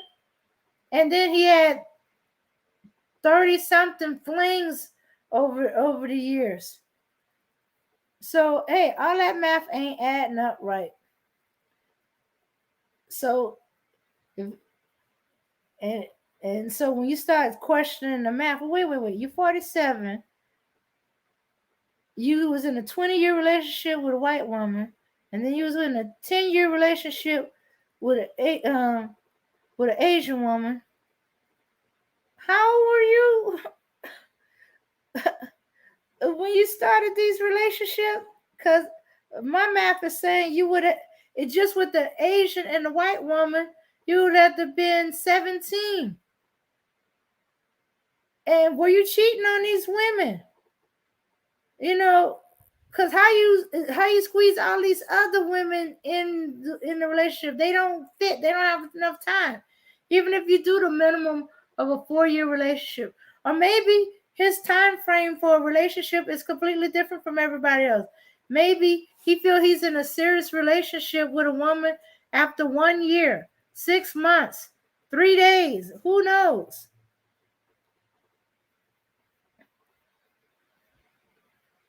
He seems like a hopeless romantic. Really? I hope not. Give me a whole different idea of hopeless romantic. If he was a hopeless romantic, he'd been married by now. One of them women should have been, he should have sealed the deal with at least once. Common law don't count. All you gotta do, common law, is move in together. And been sharing the bills for 6 months. Or at least that's the way it is in Texas. Mm-hmm. All right. Let's go back in there and see what the racist say. I want to get to the other callers because I think those men comment on him and they don't like him being their representative because he ain't.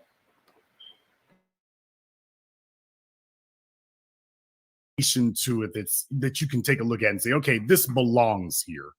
That's the kind of thing we should be able to do. We should be able to take a look at it and see, okay, this belongs. This is supposed to be here. And when you have a situation where you got stuff jumbled all over the place, he's going through 2 periods of his life. This is supposed to be those here. Are the things you're supposed to be taking a look at. That's what's problematic when that occurs. Let me go ahead here and see if we can take another phone call. And then I'm going to get to my Zoom caller here. So you need to turn your audio, you need to turn your video on Zoom there, by the way. You won't get on without it. Let me get caller from area code 561. You're on live with the business. What's your name? Where you calling from? Hi, Jason Black. This is Chance Neaton Schreiner from Loxahatchee, Florida, calling by way of Lexington, Virginia. Yeah, a real man is someone who's emotionally, mentally stable, physically fit. He can defend himself and his woman. And he's always striving, like, to better himself, like, to be better than last year or last month. That's my opinion. And that's a very good summation of it. Patreon. Thank you very much for giving us a call here tonight. Don't know what happened, my man, on Zoom, but you're taking too long. Let me get caller area code 404. You're on live with the business. What's your name? Where you calling from? Hey, yes, sir. It's your boy Will from Stone Mountain, Georgia. Will from Stone Mountain. What's on your mind? I think the problem is that it's a huge disconnect between like the top 20% of black people and the bottom 80%, because I make six figures. And when I meet women like a bad broad, I don't really have any issues with them. When I meet like a woman who's like just a size 14 or something like that, they give me issues more than anything. And it's a certain way that people carry themselves. Like when they're over that threshold, like we interact a certain way. We're not having trivial conversations. You know, we about our business. We meet up. Like if I communicate with a woman what I want, what she wants, if it doesn't line up, there's no issue. Like, all right, cool, we go about our business. But I feel like that bottom 20%, everybody trying to run game, everybody trying to perpetrate something or not. And like even the dude who called on Zoom earlier with the little gaming seat, and he was like 50 years old or something like that. Like people like that, that's where the problems come in at. Because like the brother who's on Zoom right now said, we don't have those problems really when we move a certain way and when we like have a certain amount of income, not just money, just how you move, period. Like if you're on that top 20%, I think it's just a huge disconnect. But the bottom 80% is representing everybody. That's the problem, because they never show anything that. Well, I mean, think about that for a few moments, though. What we're doing by mathematical requirement, 80% is going to represent everybody. Hell, that's not even the majority. That's the problem. That's not even the majority. That's a gross plurality. I mean, if you got 80% of the people moving one kind of way, yeah, that, like it or not, that 20%, that 80% is your representative. That 80% is your representative. Yeah. Even if the 80% aspires to be like you, the bottom line is in daily reality, if there isn't some clear distinction between you, that 80% represents you. Thank you very much for giving us a call here tonight, brother. We appreciate that. And fellas, you got to accept that too. That's why the first thing I said was, okay, let me ask him some questions about that. Let me get called from area code 434. You're on live with the business. What's your name? Where you calling from? Hello, my name is Jay Higgs, and I'm calling out of Raleigh, North Carolina. Okay, you're fighting with your phone. Try your name again. Jay Higgs, calling out of Raleigh, North Carolina. All right, Jay out of Raleigh, what's on your mind? I just want to say thank you for this broadcast and having everybody on. And I got to say from personal experience, from what I went through, adolescence, I was in special ed because I had a learning disability. Fast forward years later, I'm now working in the aerospace engineering field, and I gotta say it was a hell of an uphill battle I went through. And you ain't lying, I ain't done yet, and I still got a chip on my shoulder from everything. Well, the thing is, like I say, when you go into the school system, and if people are just assuming that they're the experts about this, and if they say this is where your child is educationally, your mother is probably going to be like, well, who am I to question them? These are the folks, they went to school, they got degrees, they do this for a living, they see thousands of children. So maybe they see something I don't see. Maybe they are picking up on something that I'm not picking up. Maybe that's the reason results are not happening and whatnot. And I can tell you from personal experience, going back decades, your black children are not treated the way that the white kids are in class. Your black children, white children are treated totally differently. I've been through that situation myself. I've seen it firsthand. I've experienced it, where that's the game that they will run is all the other kids in class. Well, there's tricky ways of asking questions, for example. And for Liz and other folk who have kids, there's tricky ways that they ask questions. Like, for example, With the black children, the way in which you can have a classroom full of children and neglect the black children. Watch this, everybody. You have a classroom full of children. The teacher sits up there. They explain what the math problem is or whatever the case might be. They then turn around and say, does anyone have any questions? Now, we all know what's going to happen next. Well, very, very few are going to raise their hands. And if your kid doesn't understand, they're not going to raise theirs either. So what the teacher will then do is they'll be walking through the classroom while they're explaining. And little Becky, if she looks confused, the teacher will say, Becky, do you understand this? And then Becky will be like, well, not really. Now, did you see how that happened? Did you all see how that happened? So I want you to understand it reminds me of sales techniques that I was taught. It reminds me of sales techniques that I was taught. So that's how you.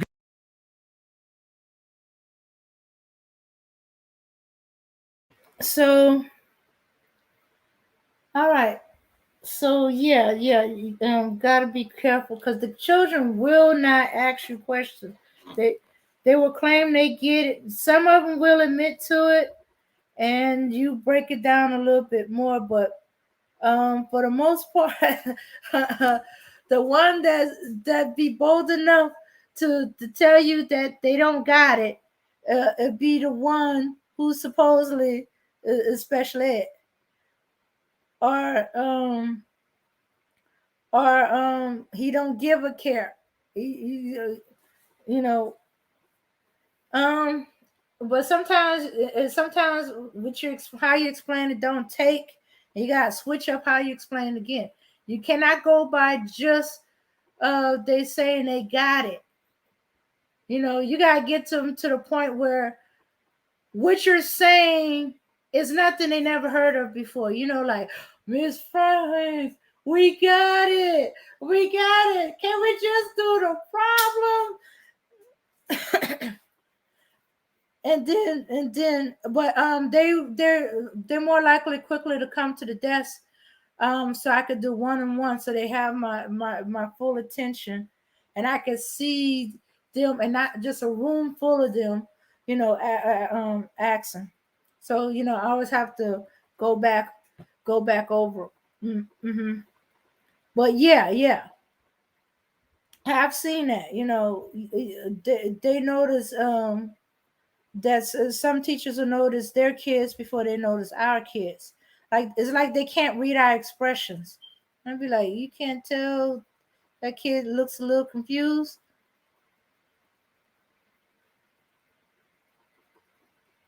Him calling a woman a broad is very telling. Yes, he's. I grew up with older generation that sometimes do that. You know. I don't. I don't know if I'm just too used to it. I don't think of it as chauvinistic, but it's a weird dynamic. My grandfather was explaining it to me. He was like, you don't call another woman unless she's your woman, but you want to call a woman in general because you don't know her name, or you talking about her and you don't know her name, then you use broad or dame, because the only woman you should be using the term woman to is your woman. But that's the way my grandfather explained it to me.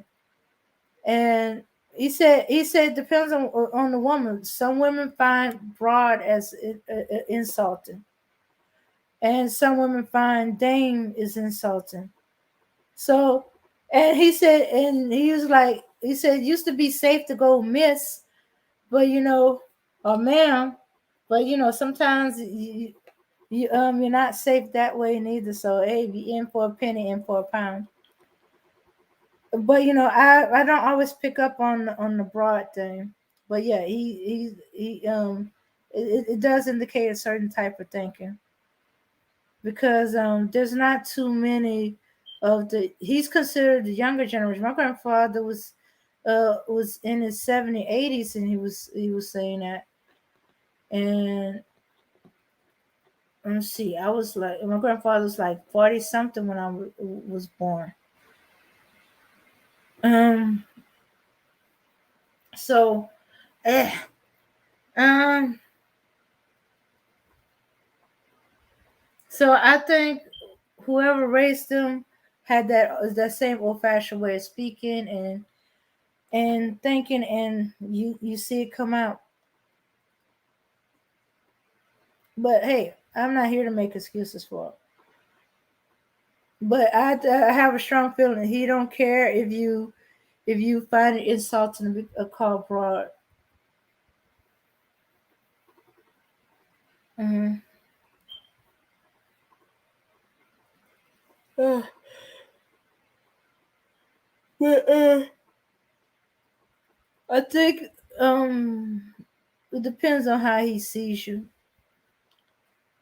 But anyway, see, I was hoping to get more into other one other speakers, but phone call. Uh, oh well, let me see. Let me try again. Let's see if we can get into that.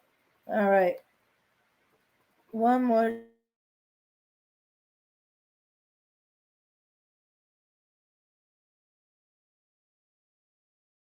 You can have a classroom full of children, completely neglect the black ones, and teach the white ones, and nobody will be the wiser because they'll be trying to figure out, wait a minute, but they asked, did everyone have a problem? The teacher would, I asked if everyone understood. I asked if, and he didn't say anything, so I asked about that. And the only time you find out there's a problem is if you force them to start talking to your child one-on-one, and then you realize, well, I'll be damned.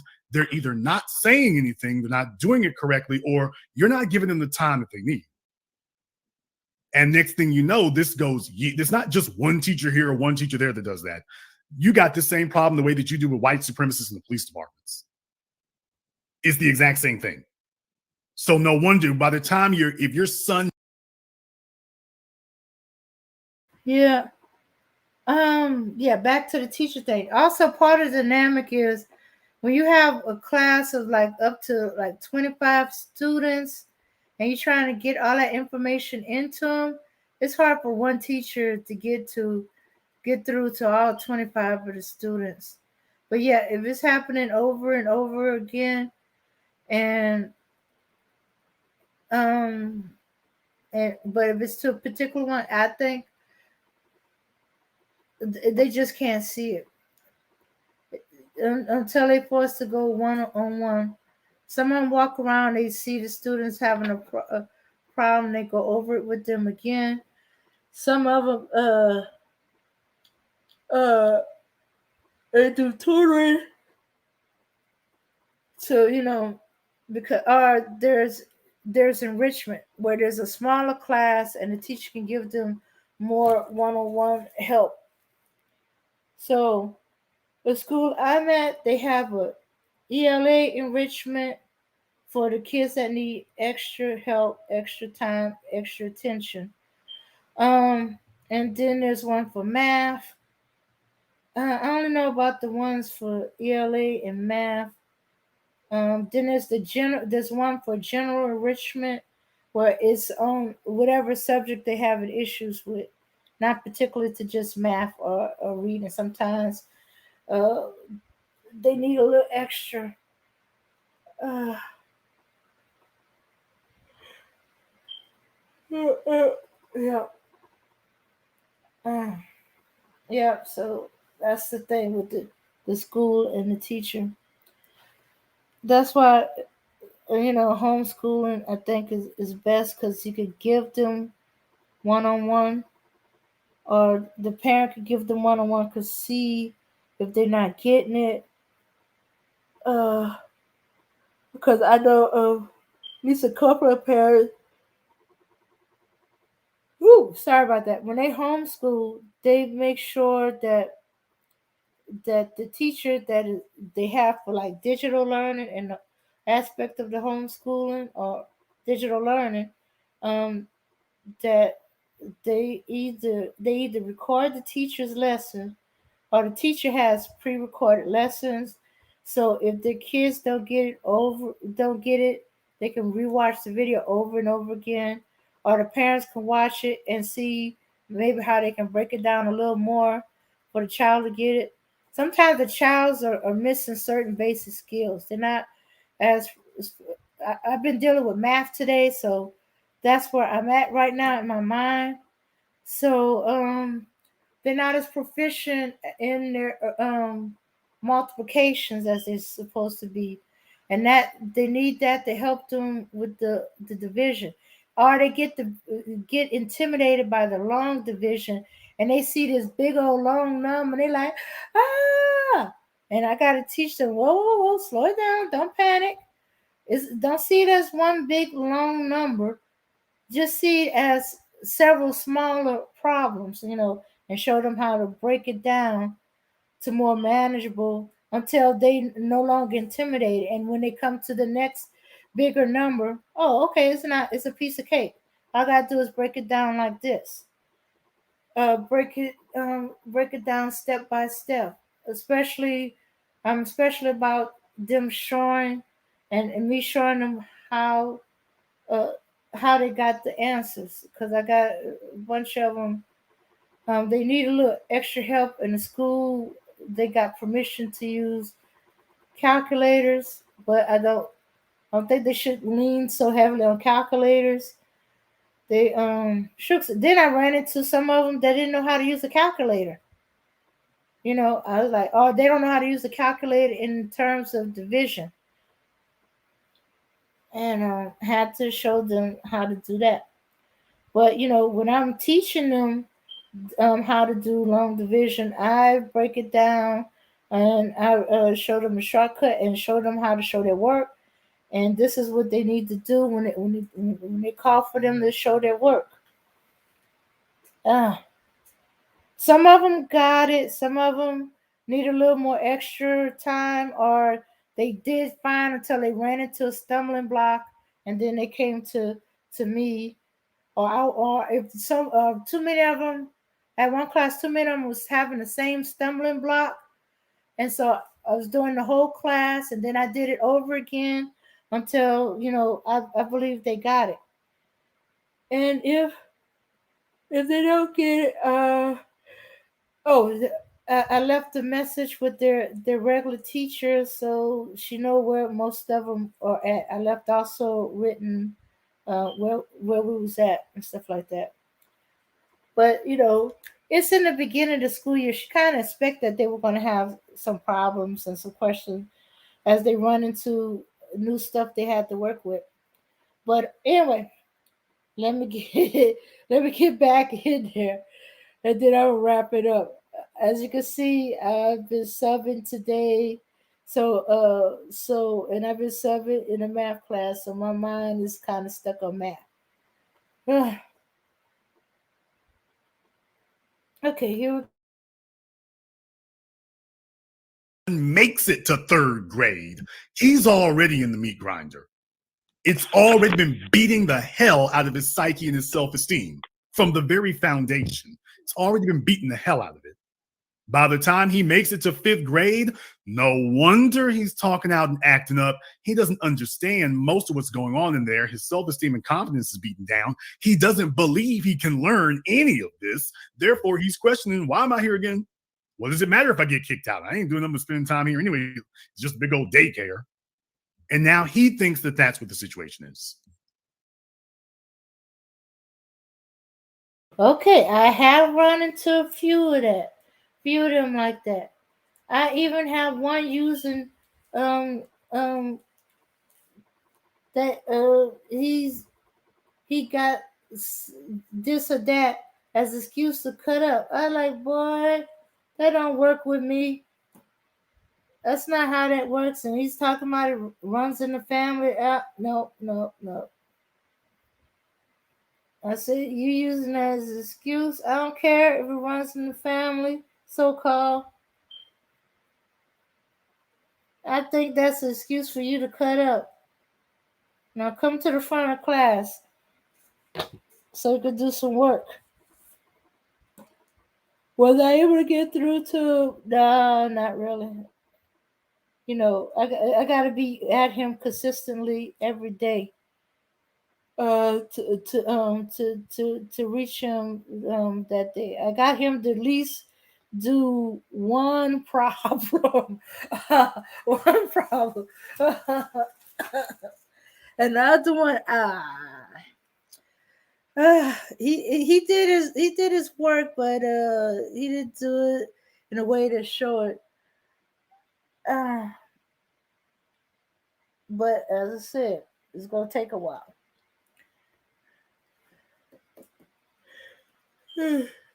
But the regular ones that have known me and seen me for a while, when I start explaining, they pay attention, pay as much attention as possible. And if they still don't get it, they come to me if they don't want me doing it on the board. Sometimes they just because they need me right there. Yeah.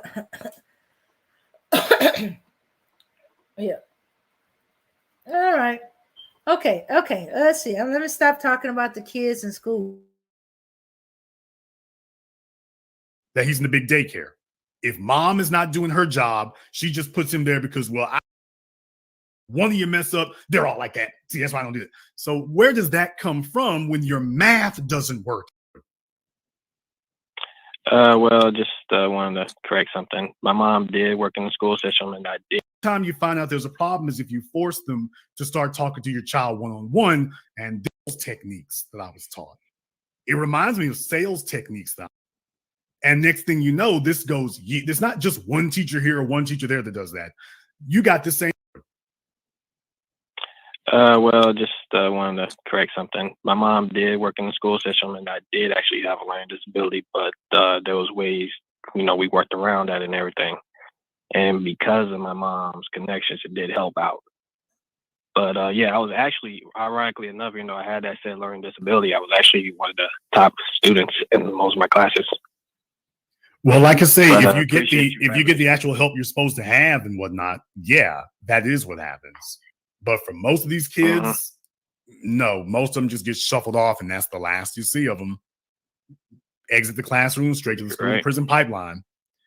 Thank you very much for giving us a call here tonight. We appreciate that. Hey, Jace, can I ask you a quick question? You can ask me a couple of quick questions. So I've been hearing this often. Well, I've been hearing this tonight, and I'm just asking, I'm trying to look for some guidance. Is this not, as you would say, a severe overdraft? If, say if you're black or whatever race you are, if your own women are quote unquote giving up on you, I've never heard of nothing like this. So I'm just trying to learn. Well, first of all, let's be very, very clear. 80% of these boys are being raised by women. I think it's starting there. They're coming out into society. They're carrying that with them. While their grievances might be legitimate, it's going to be very hard to get along with people when you're walking in the room with a chip on your shoulder to begin with, or a disaffection to begin with. It can be very hard to do that. So that's when it starts coloring your reality. Okay. That was why I asked Greg what I did, because those are exactly the same ridiculous talking points you hear from the Donovan Doles and the Greg Sex Doll Adams of the internet. You hear that from them too. There's a problem. And I'll go ahead and say this now here. Guys like Donovan will sit up here and talk about, and yes, I'm saying his name. Guys like Donovan will sit up here and talk about how quote unquote bad black women are and this, that, and the other. But then he'll sit up here and go make a whole video series about how white women got him on drugs, got him arrested, got him hemmed up, got him robbed, got him evicted several times. So I'm like, wait a minute. So the black women are messed up, not were, they are messed up, but the white chicks is balling out and everything's great. So the evictions and the arrests, it's okay if the white women do it. That's all right. And by the way, that's not a reflection on white women as a group. That's just her. All 15 or 16 of them, that was just them. But for black women, one of you mess up, they're all like that. See, that's why I don't do it. So where does that come from when your math doesn't work out? When you have dealt with literally 3 or 4 times as many non-black women as you have black women, and yet you have this negative opinion and perspective on black women. That's why I'm saying, okay, if these others are so great, within 10 or 12 women, something should have worked out. You didn't go through 10 or 12 women and nothing worked out, but they're all okay. No. Now, it's either that there's a common denominator, you, or Your preferences and whatnot are the same no matter where you go, but you feel more comfortable because you're dealing with some other issue.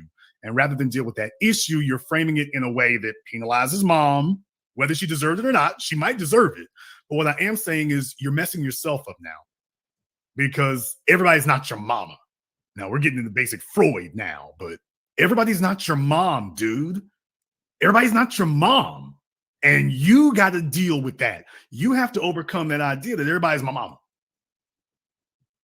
So that's where that comes from. So when you start hearing that they gave up on them and stuff like this, and the other aspect of it, brother, I'm just going to be totally honest with you here. I mean, this is one of the challenges we run into as black men. Hey, I mean, it is what it is. And if you don't stop moving around so much, maybe I'll bring you on in a minute. Stranger things have occurred, brother. In any case, you know, a lot of fellas out here need to understand, I meant what I said. You know, women in the society today, they're working around non-black men every day. So we can't hide from them what the ceiling is. They know what's out there. They know what's out there. They know who's got that. If they work with their white female coworkers, they're hearing these chicks talking about what they did on their summer vacation or what they did on their 2 or 3 week vacation. And she's like, wow, okay, it wasn't sounding nothing like that over here. So what I'm saying is their eyes get opened and their perspectives get broadened, whether we enter the room or not. So we're completely disregarding that. Very brief explanation here to the side so you all can understand that a little more succinctly. Black women, for example, after the 1960s, when you had the civil rights movement, true, but then you had the feminist movement coming in, the women's rights movement coming into progress, into procession. And white women wanted to get white men's jobs. Well, guess what? That left a lot of the lower entry-level jobs that white women had previously been occupying with no one there for it. So guess who got first shot at those? Black women. Well, Jason, what kind of jobs you talking about? Receptionist, bank teller, personal assistant to the extent that they don't do that because that's reserved for the white women. But you get my drift here. The jobs that have been traditionally, quote unquote, female, those are nursing. All of a sudden, you had this category that had never paid as much as white men, but paid significantly more than black women had previously been getting. Now, all of a sudden, this is a thing that is very weighted towards females. So the women are overrepresented in it because the white women left and left the lane open for them. The white men never left the lane open for us. They didn't move out of any of the positions they were in. So the black men were trying to leapfrog and go straight into competition against everybody else because that's what we're supposed to do. But nobody opened the lane. Black women were competing with white women, white men, unfortunately, black men, and anybody else. Well, the white women moved out the way and made a lane for them. So now they've got proximity to all these other things that previously they hadn't had. So their perspectives have broadened. And what they know is out there has broadened. Now, whether they're handling it responsibly is a different matter. But fellas cannot sit up here and say that the burden of performance or the metric of performance is what it was before. It's not. The playing field has fundamentally changed. It has fundamentally altered. And what you're going to have to do to be competitive today is not what your granddaddy did. What made your grandfather a competitive man is not what makes you competitive. It isn't. And a lot of fellas out there, if they didn't have a father in the home who was a competitive man, and you got your mama sitting up here looking crazy and stupid on TikTok or whatever, you're not ready to compete. Guess what? You're angry, you're mad, because these girls are going to let you know you're uncompetitive in middle school. By the time you get to high school, that's a wrap. So now you're coming out, you're angry, you're mad, you're frustrated, you're inselling, and everything is about, well, the black women with an XYZ. Why are you starting with them first? Well, because we're racially segregated anyway.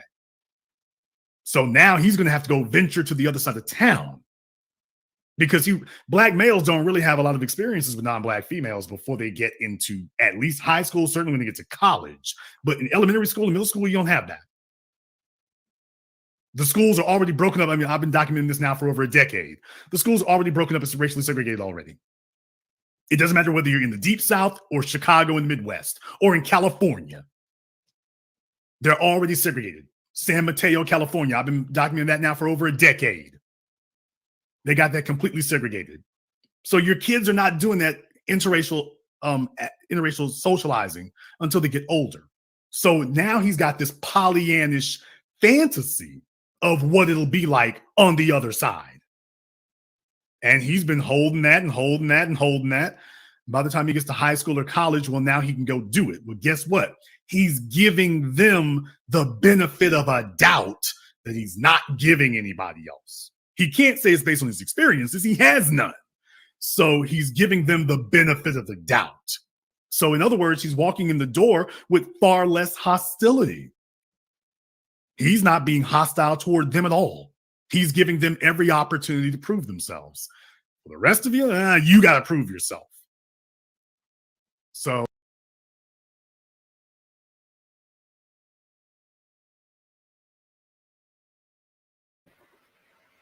well, shoot, it sounds like he's right. Yeah, because they give these non-black women the benefit of doubt. Could do all kind of things, could be doing all kind of terrible things, but they give her the benefit of doubt.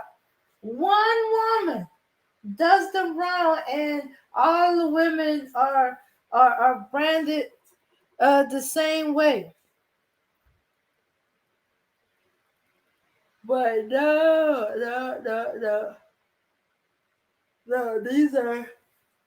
these non-black women are given the benefit of doubt. They're treated with less hostility.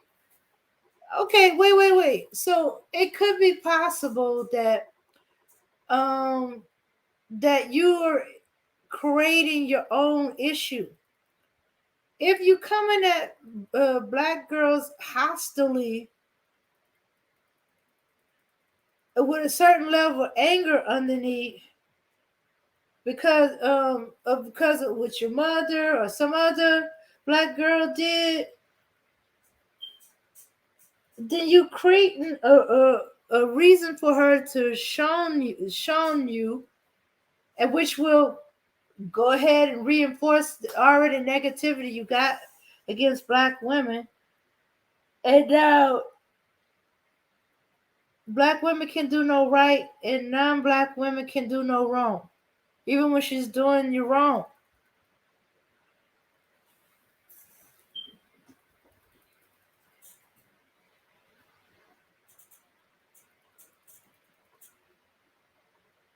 So it's more like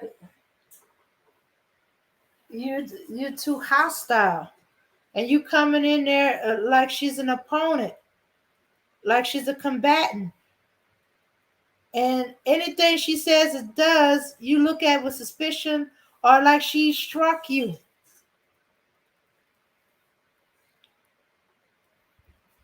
Are you gonna strike first before you strike back? Are you gonna use her to be the puncher bag for what some other person does?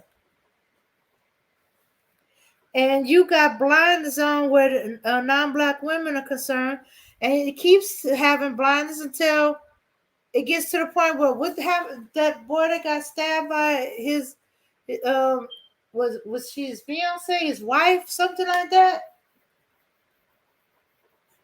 Yeah. Turns out she been hostile. She been beating him up and stuff like that, and he had blinders on until she stabbed him, and he died.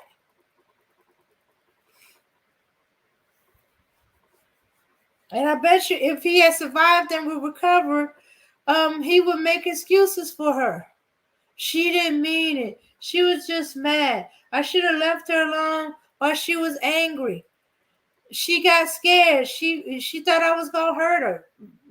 All kind of crazy excuses, I bet. Yeah.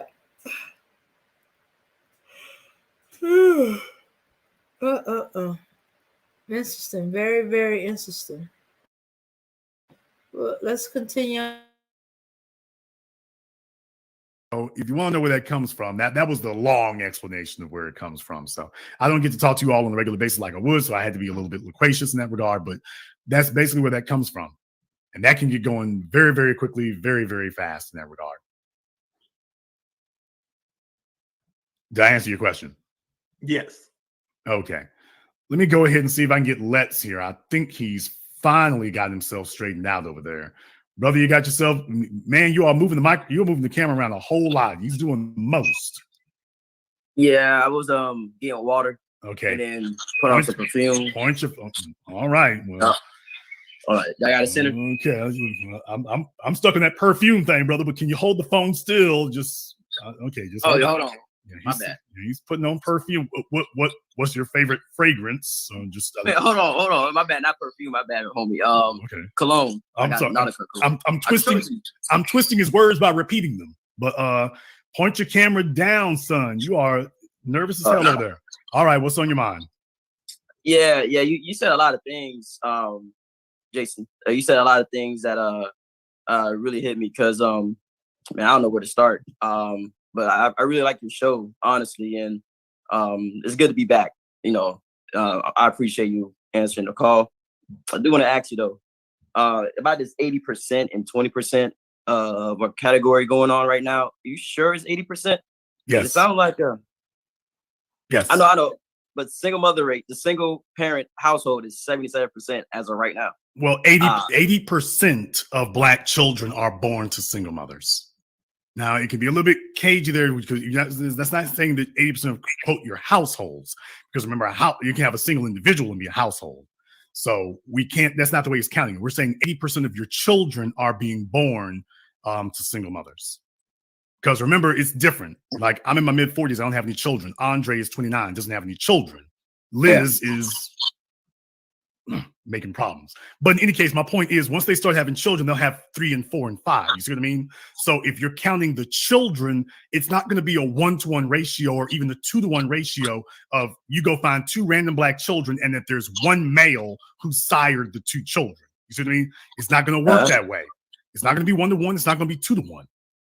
It's really going to be that most of that bottom 20%, to be totally honest. But that just understand in that regard, 8 out of your 10 children are being born to a single mother.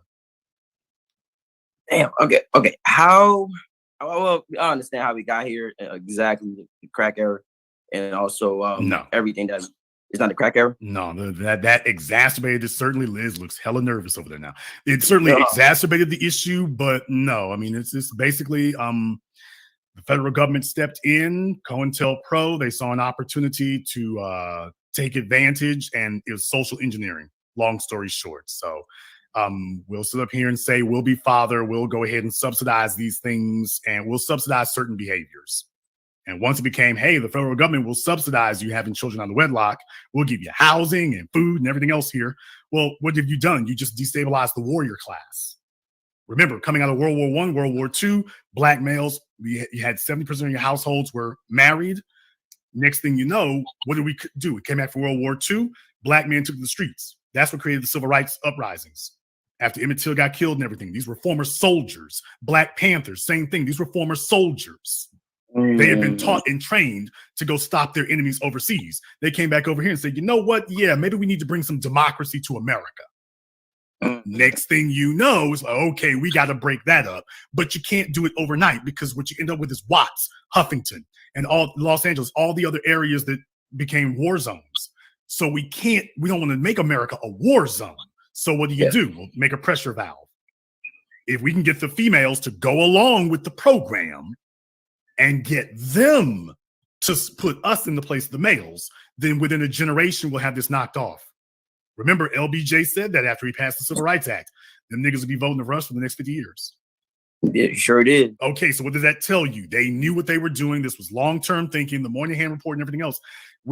These folks sit around thinking about us for decades.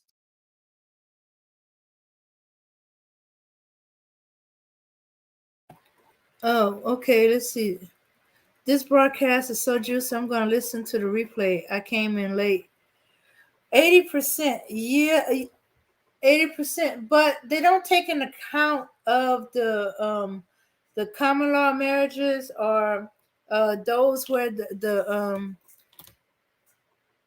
couples are not married, but they don't think because the woman is not married that she's a single parent household. So I think the numbers are a little off a little bit. And even the young guy said, as of today, it says 77%. But you know how it is. 77, you might as well round it off to 80, give or take. So you either round it off 3 or you round it down 3. Mm-hmm. And cause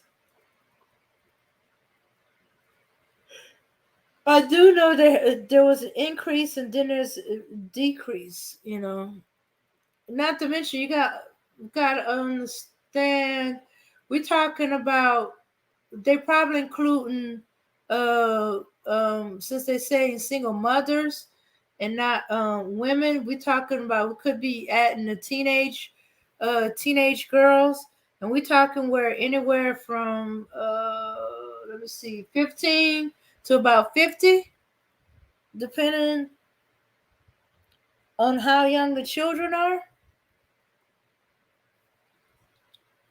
So that's gonna make our numbers bigger. Like even though the teenage pregnancy has gone down for years. Yeah.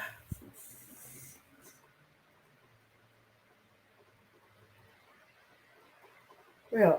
So and then there's a question of is the black children being raised by black mothers? They said because like according to America, if one of the parents is black, the child is black. So it could be that some of that percentages is that um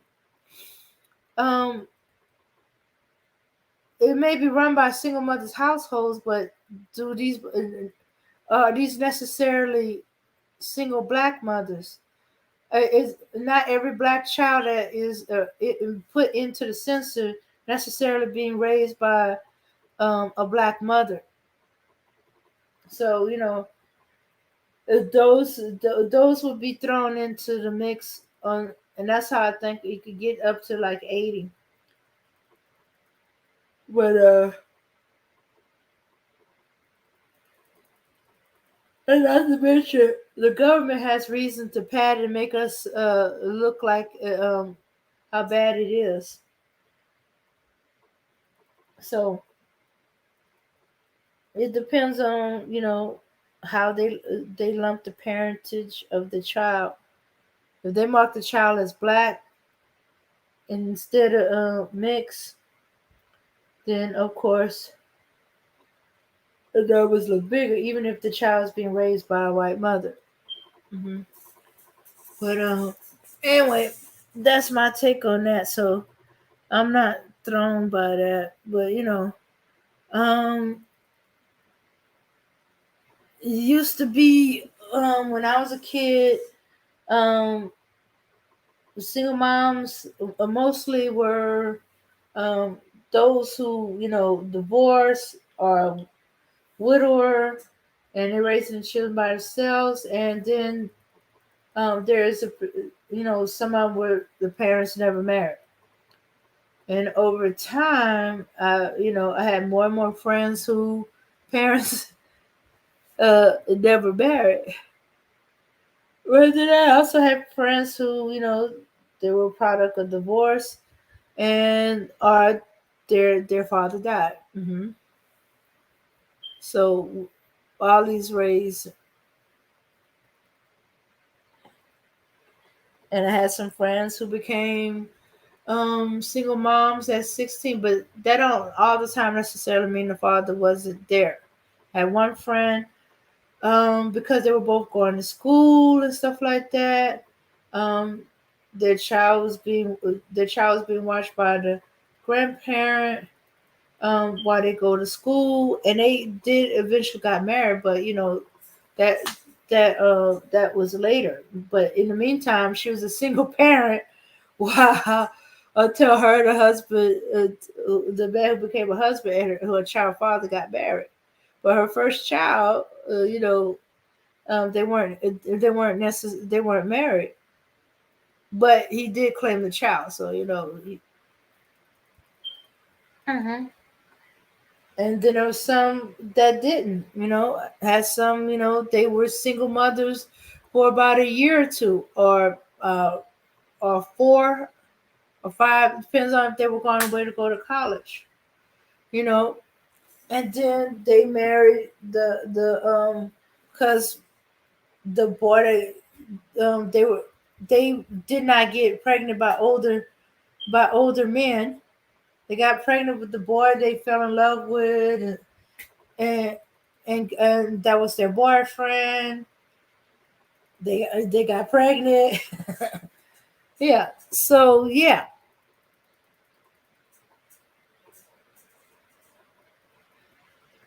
So is she still a single mother? Did she marry her child's father?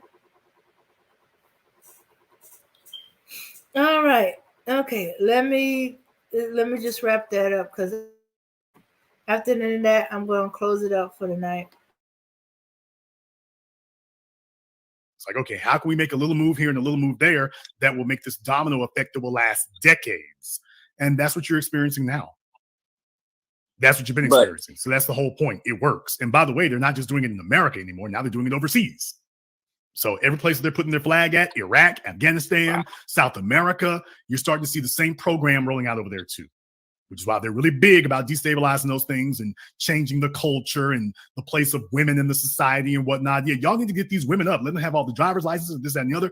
I'm not saying anything about that women shouldn't necessarily drive. What I am saying is that their motives for doing that are not good. Yeah. Everywhere they go, it's about challenging the male authority. The way they did it in America, the way they did it in Afghanistan is bombs.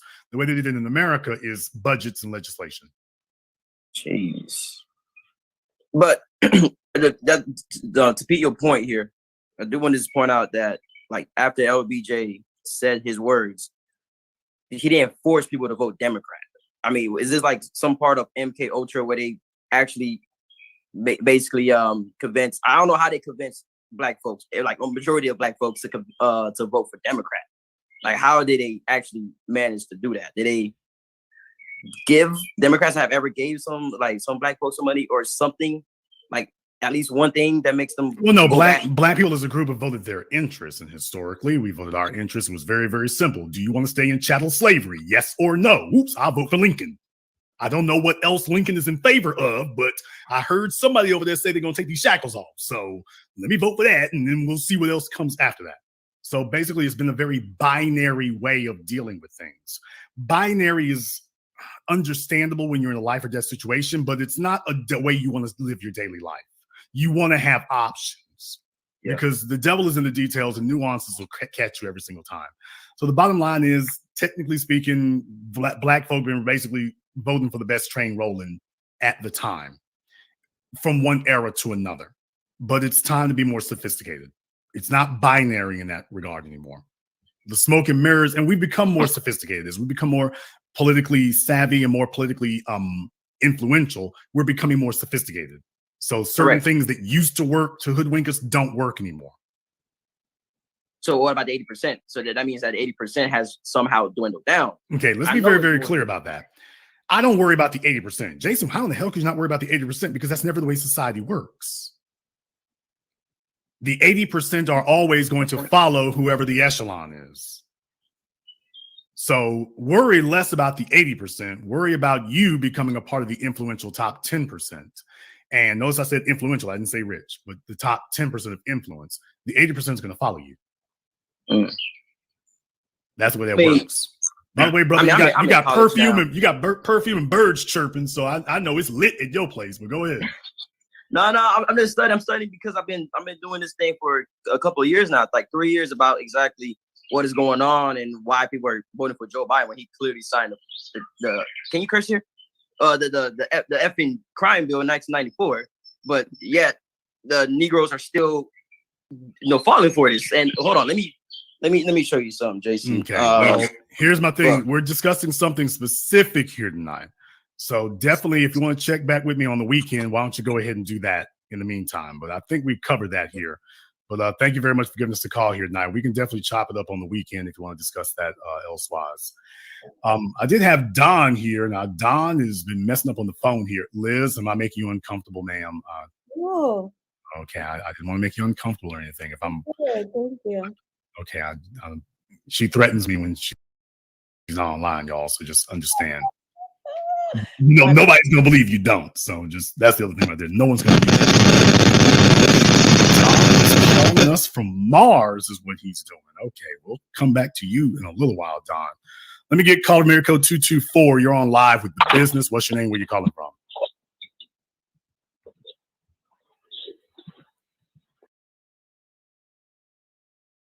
Okay. Whew, I had enough. I'm tired. I'm ready to crash. But it was very interesting and shows how idiotic these guys are and exposed, and how they don't even see it.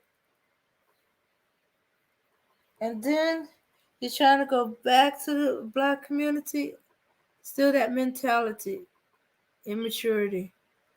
All right. So, all right, everybody. Peace, power, and unity. I'll see y'all for ladies' night. I am going to go to sleep. Love y'all. Thanks for coming out. Thanks, Kosher, for coming up. Let's see. Oh, where was I? Oh,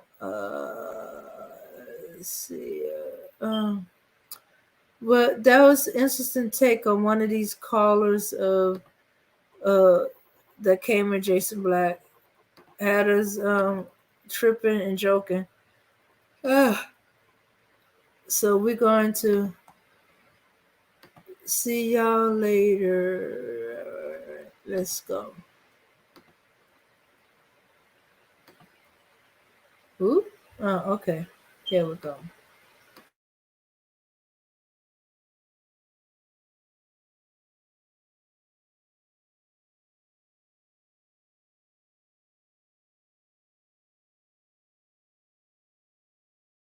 Okay, seem to be having some kind of issue.